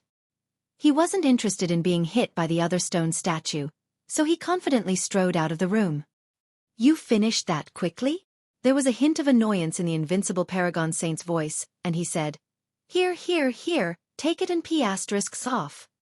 Righto, I've become this disliked. Ling Han didn't stop, and continued on to the 5th level. As with the 4th level, there were also 2 stone statues in this room, one which had, hit me written across its chest, and one which had, I'll hit you written across its chest. Ling Han still didn't want to be hit. Thus, he naturally chose to hit the first stone statue. He threw a fist, and the stone statue fell over. However, he realized that this stone statue was clearly stronger than the one on the 4th level. This was because it had merely fallen down, and not been sent flying. Anyhow, he had still passed this 5th trial. It was evident that these stone statues would become stronger the higher up the tower he climbed. Although he hadn't challenged the I'll hit you stone statue yet, he believed that the offensive ability of these stone statues would also rise with each increasing level. As expected, this tomb is selecting a disciple, isn't it? Ling Han didn't mind receiving the inheritance of a Genesis tier saint. Such beings were the strongest in the immortal realm, and even Venerable Trinity would go crazy with excitement if he arrived in this place. However, the Invincible Paragon Saint didn't like him much anymore, so would he deal him a blow from behind after he emerged victorious from the crowd? It was very likely that this unreliable D***Kekhead saint could do such things. Forget about it. I have to pass this tower no matter what, so I may as well deal with whatever comes my way. Ling Han collected his prize and climbed the stairs to the 6th level. Pang! He chose the hit me stone statue once again, yet the stone statue remained unmoving even after he struck it. Ling Han was astonished. His power could surpass almost 6 stars now, and the difficulty of the trials in this place was definitely adjusted according to one's cultivation level. There was no way the trials would have a mountain river tier cultivator attack a heavenly body tier stone statue. Similarly, it wouldn't have a heavenly body tier elite attack a mountain river tier stone statue. Otherwise, these trials would be completely pointless. Yet, even a power that surpassed 6 stars wasn't enough. Ling Han activated his secret techniques, as well as his divine patterns of flame. He then launched another strike at the hit me stone statue. However, his flames could only scorch the stone statue black and increase the amount of damage done. It couldn't increase the power of his physical strike. He tried to swallow a purple pattern mountain river pill, yet he discovered that his spatial spirit tool had been sealed. He had stored the purple pattern mountain river pills into his spatial spirit tool in order to prevent the Invincible Paragon Saint from discovering the secret of his black tower. That being the case, he could only rely on his own power to pass this trial.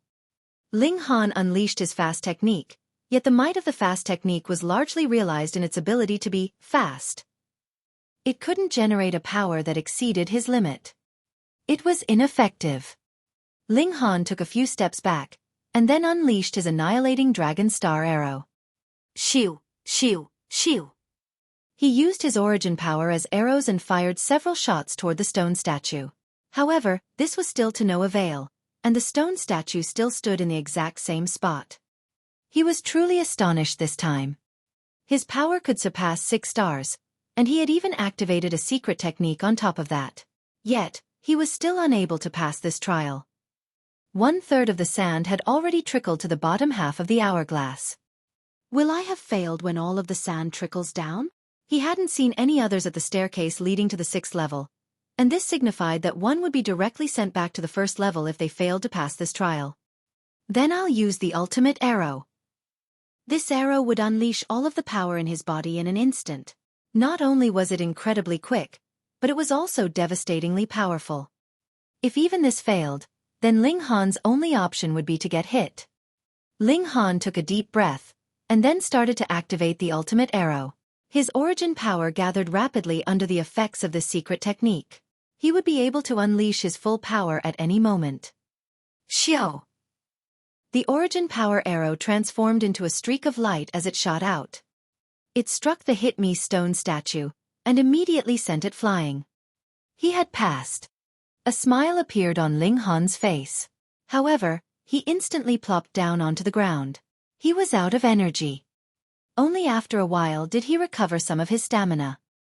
He stood up and walked out, and he saw another stone tablet appear in his blurry and shaky vision. Brat, your abilities are a little beyond my expectations. Your power hasn't reached 6 stars yet you were still able to pass the 6th trial. The Invincible Paragon Saint didn't hide the surprise and praise in his voice. It was just so, Ling Han spoke modestly, yet his expression was one of smugness. He was doing this on purpose. There was no need to show too much respect to unreliable seniors like this Invincible Paragon Saint. Rather, acting as he did now was more to this senior's liking. Although the Invincible Paragon Saint always roared at Ling Han to P***s off, the only person that he actively spoke to was also Ling Han as well. This spoke volumes about what he liked. Hee, I've got my eyes on you now. I'm sure that you won't be able to pass the 7th trial. Sure enough, this D***keckhead Saint couldn't help but exchange slurs with Ling Han now.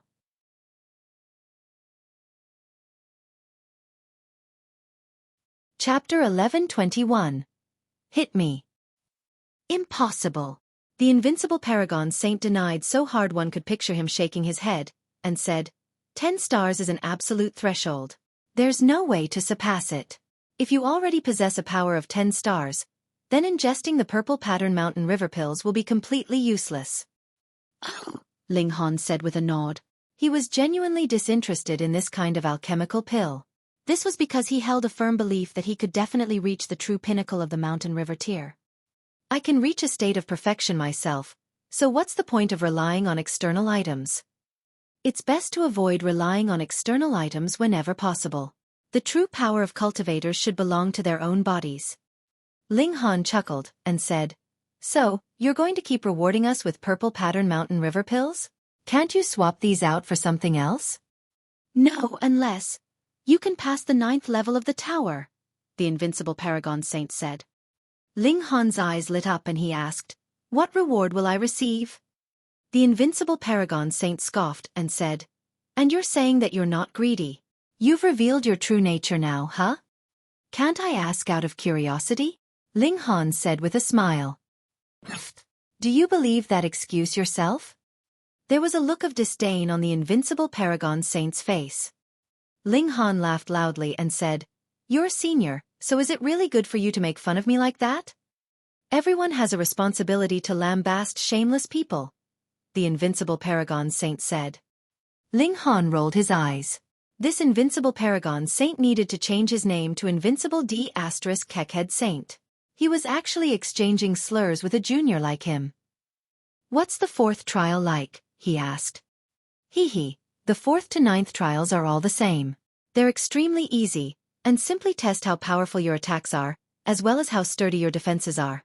As for the final reward, that's naturally a secret that will be revealed at the very end. Anyhow, what's the point of telling you now? Can you become the fortunate fellow who lasts until the end? The Invincible Paragon Saint said. How boring, Ling Han said with a shake his head. He had genuinely wished that there would be a few more sword strikes for him to decipher and learn from. That would have allowed him to walk further along his own cultivation path. Pass through all 9 trials first, then tell me whether you're bored or not. The Invincible Paragon Saint humphed and said, Piss off, piss off. Is there a halo of pesky irritation above your head? Why do I feel annoyed and angry just looking at you? It's you that's unreliable, okay? Ling Han grumbled in his mind. He didn't speak any more nonsense, and climbed the stairs to the 4th level. This level was spacious and empty, with only 2 stone statues standing in the middle of the room. There was also an hourglass, and it had just started to measure the time. One of the stone statues had "Hit me" written across its chest, while the other stone statue had "I'll hit you" written across its chest. That D***keckhead Saint is indeed unreliable. Ling Han walked up to the stone statue that had "Hit me" written across its chest first. He then clenched his fist and swung it toward it. Pang! The stone statue was instantly sent flying. He wanted to follow up with another strike to obliterate the stone statue once and for all, yet the words on the stone statue's chest suddenly changed to pass. That's all? Ling Han was astonished. He wasn't interested in being hit by the other stone statue, so he confidently strode out of the room. You finished that quickly? There was a hint of annoyance in the Invincible Paragon Saint's voice, and he said, Here, take it and p***s off. Righto, I've become this disliked. Ling Han didn't stop, and continued on to the 5th level. As with the 4th level, there were also 2 stone statues in this room, one which had, hit me written across its chest, and one which had, I'll hit you written across its chest. Ling Han still didn't want to be hit. Thus, he naturally chose to hit the first stone statue. He threw a fist, and the stone statue fell over. In terms of offensive ability, his power hadn't even reached 6 stars yet. As such, even the explosive power of his ultimate arrow was somewhat limited. In other words, it was impossible for him to raise his power anymore. When it came to defensive ability, however, how many stars could he surpass? Come at me. The I'll hit you stone statue instantly came to life when he walked before it. Then it struck its fist toward him. Pang! Ling Han was instantly sent flying. However, before he had even landed, the stone statue had already caught up again and launched another strike. So fast! So powerful! Ling Han exclaimed in his mind. There was no special divine pattern on the stone statue's body. It was just that its power was extraordinarily great. Ling Han couldn't block its fists. However, what did that matter? His defenses had already reached the toughness of level 4 godly metal. If one wanted to wound him with raw power, they would need to possess power that was at least at the Sun-Moon tier. In any case, all Ling Han could do was try his best to ward off the stone statue's relentless and powerful attacks. There was absolutely no opportunity for him to counterattack. He tried his best to protect his face. Since he couldn't escape the fate of being beaten, of course it was necessary for him to guard his handsome face. When choosing the hit me statues, one strike was all it took to pass the trial and thus level. However, the I'll hit you statues were completely different. Bang, bang, bang. A barrage of relentless attacks continued to rain down on Ling Han, and it appeared as if the stone statue would only stop when it had beaten him to death. Only when the hourglass stopped flowing did the stone statue retreat to the side. The I'll hit you on its chest changed into pass. Ling Han groaned and thought to himself, Can't you beat me a little less? He walked out, and the stone tablet reappeared among the changed surroundings. However, another person had also arrived in this place. It was Empress Luan Xing. This was astounding. Empress Luan Xing had also managed to make it here. However, had she passed by striking the stone statue, or had she passed by being beaten by the stone statue? Ling Han felt that the former was more possible. After all, the indestructible Heaven's Scroll was far too unique. However, if it were the former, then this Empress power was unexpectedly strong. If this were the case, shouldn't she have been powerful enough to defeat the Jade Drop and Eternity Sky Majestic Empires? Why didn't she unite the joint peace planet? Of course, it was also possible that those 2 majestic empires had been imperial empires before. If that were the case, they would have extremely powerful trump cards, for example, supreme killing formations that couldn't be moved. As such, they would have tremendously powerful defenses even if their offensive abilities were lacking. There was definitely a reason behind the 3 majestic empires being able to coexist peacefully for millions of years. Empress Luan Xing also saw Ling Han. A look of astonishment appeared on her face that was hidden by the aura of primal chaos that shrouded her. She hadn't expected anyone else to also make it through the first 8 levels of the tower. She even more so didn't expect that person to be Ling Han. Killing intent flashed past her beautiful eyes. She, who had never been touched by a man before, had actually sucked this person's blood. And she had sucked it from his neck, no less. Moreover, her breasts had also been groped by this bastard. These memories caused her killing intent to seethe and boil. Even that wisp of will in her mind couldn't prevent her from steeling her resolve to kill this person. She immediately struck a palm toward Ling Han. This was an attack from a heavenly body tier elite, and even heaven and earth lost their luster. Stop, stop, stop! The stone tablet shouted. The overwhelming attack instantly vanished into thin air. Although I also detest that brat, anyone who enters this tower is a seed. Before I give up on them, none of them can die. Ling Han's heart thumped against his chest. There was the invincible Paragon Saint to protect him now, but what would he do after they left this tower? He cultivated in the Scarlet Heaven Academy, and the Great Ling Empire was also a vassal state of the Chaotic Star's majestic empire. He could run, but he couldn't hide. Sigh, why did you suddenly run over to suck blood? It's not like you're a bat or anything.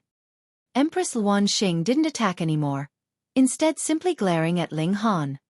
She knew that it would be impossible to kill Ling Han here. Thus, being the decisive person that she was, she naturally wouldn't waste any more time or strength on him. However, she was infuriated by the fact that she could only glare at the pervert who had molested her, even though he was standing right before her eyes. She was an empress, a ruler of a majestic empire, yet she actually couldn't deal with a lowly subordinate. It's the last trial already, so hurry up and begin. I can barely wait any longer, the invincible Paragon Saint said.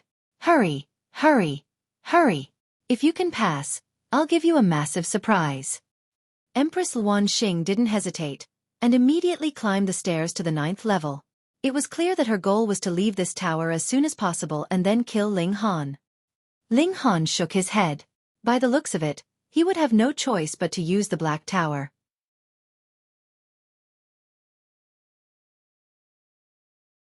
Chapter 1123. Final Trial. The 9th level was the last level, and as with the previous several levels, there were 2 stone statues standing in the middle of the room. They were the 2 brothers, Hit Me, and I'll Hit You. Sure enough, Empress Xueqi chose the Hit Me stone statue. Meanwhile, Ling Han chose the I'll Hit You stone statue. This caused a sense of grief to well up in his heart. However, whom could he blame for not having 5 mountains and rivers yet? Whom could he blame for not reaching the pinnacle of the mountain-river tier yet? Anyhow, the fact that Empress Xueqi was actually able to pass the 8th trial through her offensive power was extremely astounding. Ling Han involuntarily looked over. He wanted to witness the might of this empress with his own 2 eyes. Wang! 4 heavenly bodies materialized behind Empress Xueqi's back, each of them exuding a profound and ancient aura. Excellent, excellent. You've reached a state of perfection for both the Sun-Moon tier and Mountain-River tier. Although you've yet to form your 5th heavenly body, your strength has already reached 9 stars. The invincible Paragon Saint couldn't help but praise Empress Xueqi. Ling Han was stunned. The Empress is actually this freakishly talented? People often said that 5-star geniuses only existed in the legends. However, the power of this Empress had already surpassed 9 stars. As a result, her battle prowess also surpassed at least 9 stars. In fact, it was even possible that it surpassed more than 9 stars. If one wanted to battle against someone who was 1 major tier above them, however, they would need a power of 10 stars, not a battle prowess of 10 stars. Thus, she was still no match for elites at the Eternal River tier, at least not now. There was still hope though, as she could form another heavenly body and reach a state of perfection in the heavenly body tier. It's very strange, however, the invincible Paragon Saint continued. Although I can sense the fact that you should have 5 mountains and rivers, as well as 5 suns and moons, your power isn't as powerful as I imagined. I was the one who constructed this tower and the trials within it, and it should be easy to pass as long as one has a power that can surpass 8 stars. Your power can clearly surpass 9 stars, yet you struggled to even pass the 8th trial. I wonder why that is. The invincible Paragon Saint appeared to be extremely curious. The fact that even a saint like him was curious showed just how astonishing a secret Empress Xueqi hid within her body. However, this was all understandable. Empress Xueqi had suddenly risen to power 1 million years ago, establishing the Chaotic Star's majestic empire and conquering 1/3 of the land on the Joint Peace Planet. However, before she became one of the 3 rulers of the Joint Peace Planet, it was as if she had suddenly appeared from out of nowhere. No one knew where she had come from. There was definitely a huge secret hiding behind her meteoric rise. Empress Xueqi didn't answer the invincible Paragon Saint's curiosity. She didn't restrain her domineering aura, either, even though she stood in the presence of a being who had once been a saint. She simply channeled the power of her heavenly bodies and pressed her hand toward the stone statue. A tangle of intertwining divine patterns appeared before her, yet at a rough glance, there were only 4,000 or so. Possessing 4,000 or so divine patterns could only be regarded as relatively powerful. However, it was still a long way off the pinnacle of the heavenly body tier, which was 9,999 divine patterns. Indeed, Empress Xuanxing was still a long way off from reaching a power of 9 stars. Did the Invincible Paragon Saint observe wrong? Perhaps Empress Xuanxing hasn't reached a power of 9 stars yet?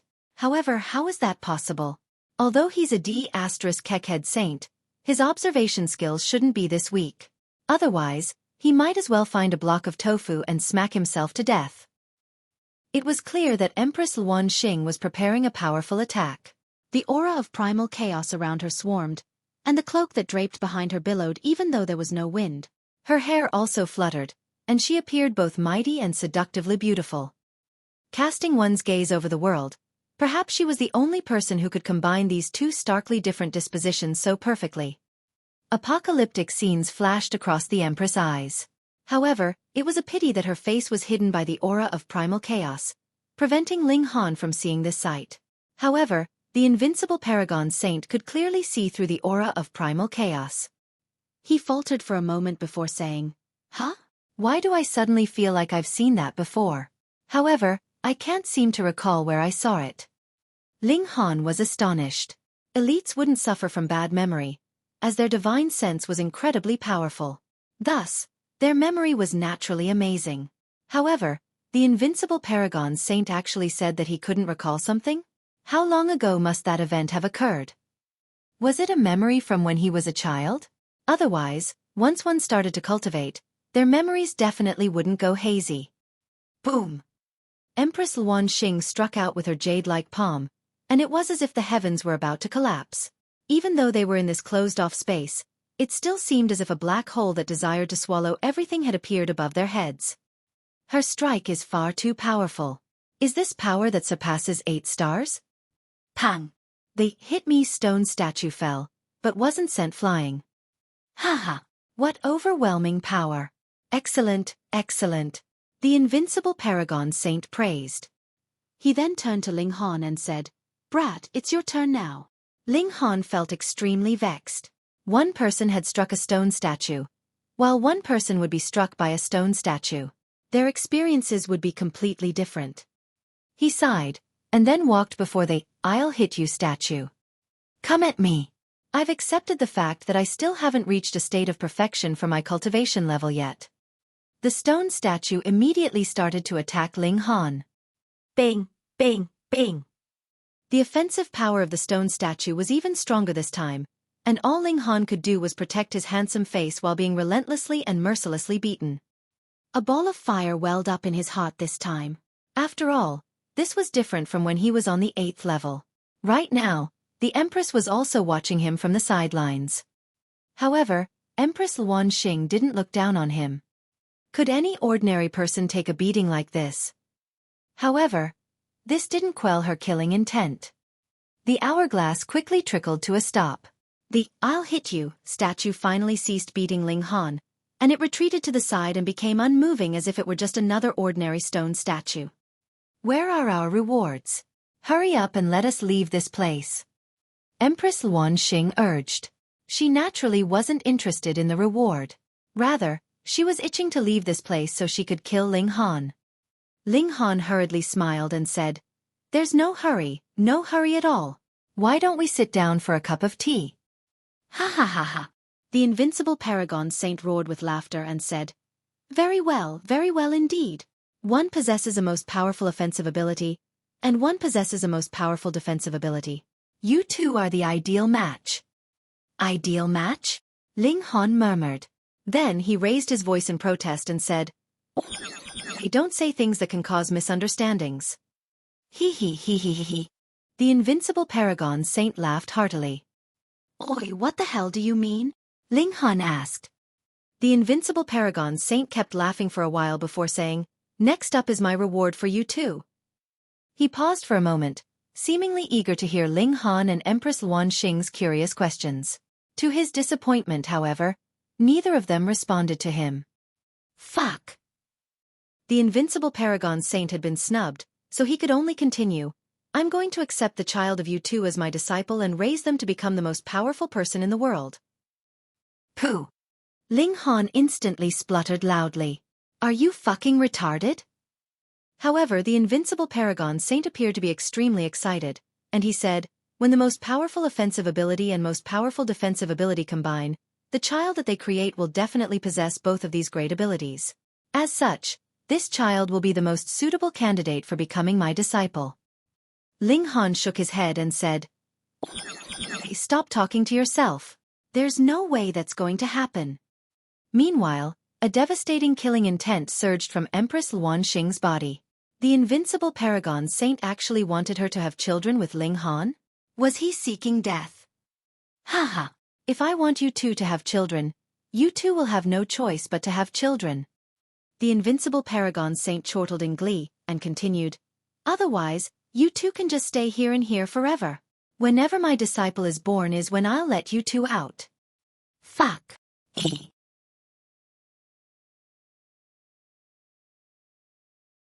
Chapter 1124. Give birth to my disciple. How vulgar and shameless. Isn't he forcing people to prostitute themselves? How can he force us to make a child? Are you still a senior? Ling Han questioned. How can you ask for something so vulgar and shameless? Pay. There are 3 kinds of unfilial deeds, not having descendants being the most severe of them. I'm merely doing what's best for you too, the Invincible Paragon Saint said. He was indeed a D***keckhead saint. How could he still remain so righteous when uttering such words? Shameless people clearly wouldn't back down at a mere few words. Ling Han's mind whirred, and he said, Why do you insist on taking a newborn as your disciple? Just look at us two. One of us possesses the most powerful offensive ability, while one of us possesses the most powerful defensive ability. Why don't you teach your divine techniques to us? The Invincible Paragon Saint's voice suddenly became cold, and he said, Humph, can you two be trusted? What?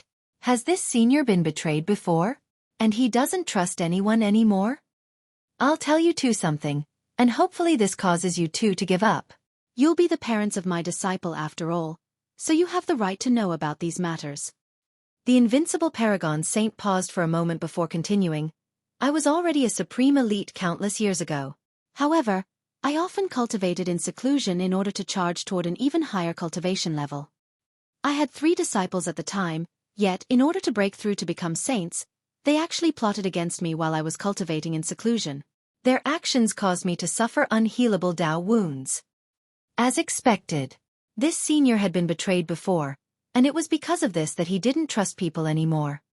However, this was understandable. Disciples weren't like students, and it could be said that disciples were no different from one's own children. Being betrayed by people so close to him naturally gave him deep wounds. As a result, it was extremely difficult for him to trust others. Ling Han interjected, Why did they plot against you? Wouldn't it have been better to have the guidance of a saint? Humph, do you think the Genesis tier is that easy to reach? The Invincible Paragon Saint chuckled coldly, and said, Even though my 3 disciples were prodigies among prodigies, their chances of reaching the Genesis tier were still less than 1 in 100. Taking that final step isn't something any ordinary prodigy can achieve. One also needs to come across enough rare opportunities and have enough godly medicines to support their cultivation. Otherwise, one will only end up destroying themselves if they try to break through blindly. They wanted to steal the fruits of my cultivation. Although this couldn't let them reach the Genesis tier immediately, it raised their chances of success by at least 30%. This was a choice between a chance of less than 1% and a chance of more than 30%. The appeal of becoming a saint was tremendous, and there were naturally those who would become reckless and take massive risks. In fact, there were even those who would kill their own master. My condolences, Ling Han said in comfort. A puzzled expression then appeared on his face, and he asked, Since you've already been betrayed by your disciples once, why are you still looking to take another disciple? Humph, it's because of this that I need to teach my disciple from when they're a blank piece of paper, the Invincible Paragon Saint said. Fine, this senior has become obsessed with finding a newborn disciple. I can't be bothered talking to you anymore. Let us out of here. Ling Han shouted. No problem. I'll let you two leave once you give birth to my disciple, the Invincible Paragon Saint said. Just think about it. One day, the child of you two will become a supreme elite who can sweep through the galaxies and universe. How glorious is that? Ling Han laughed loudly and said, "There's no need to go to so much trouble. Someday, I myself will be able to sweep through the entire world. I don't need to rely on my children." *Titoi brat, you're really brimming with confidence, aren't you? The Invincible Paragon Saint grumbled. You're actually claiming that you can sweep through the entire world. Ling Han smiled and said, "Aren't you the one calling yourself the Invincible Paragon Saint?" The Invincible Paragon Saint was rendered speechless.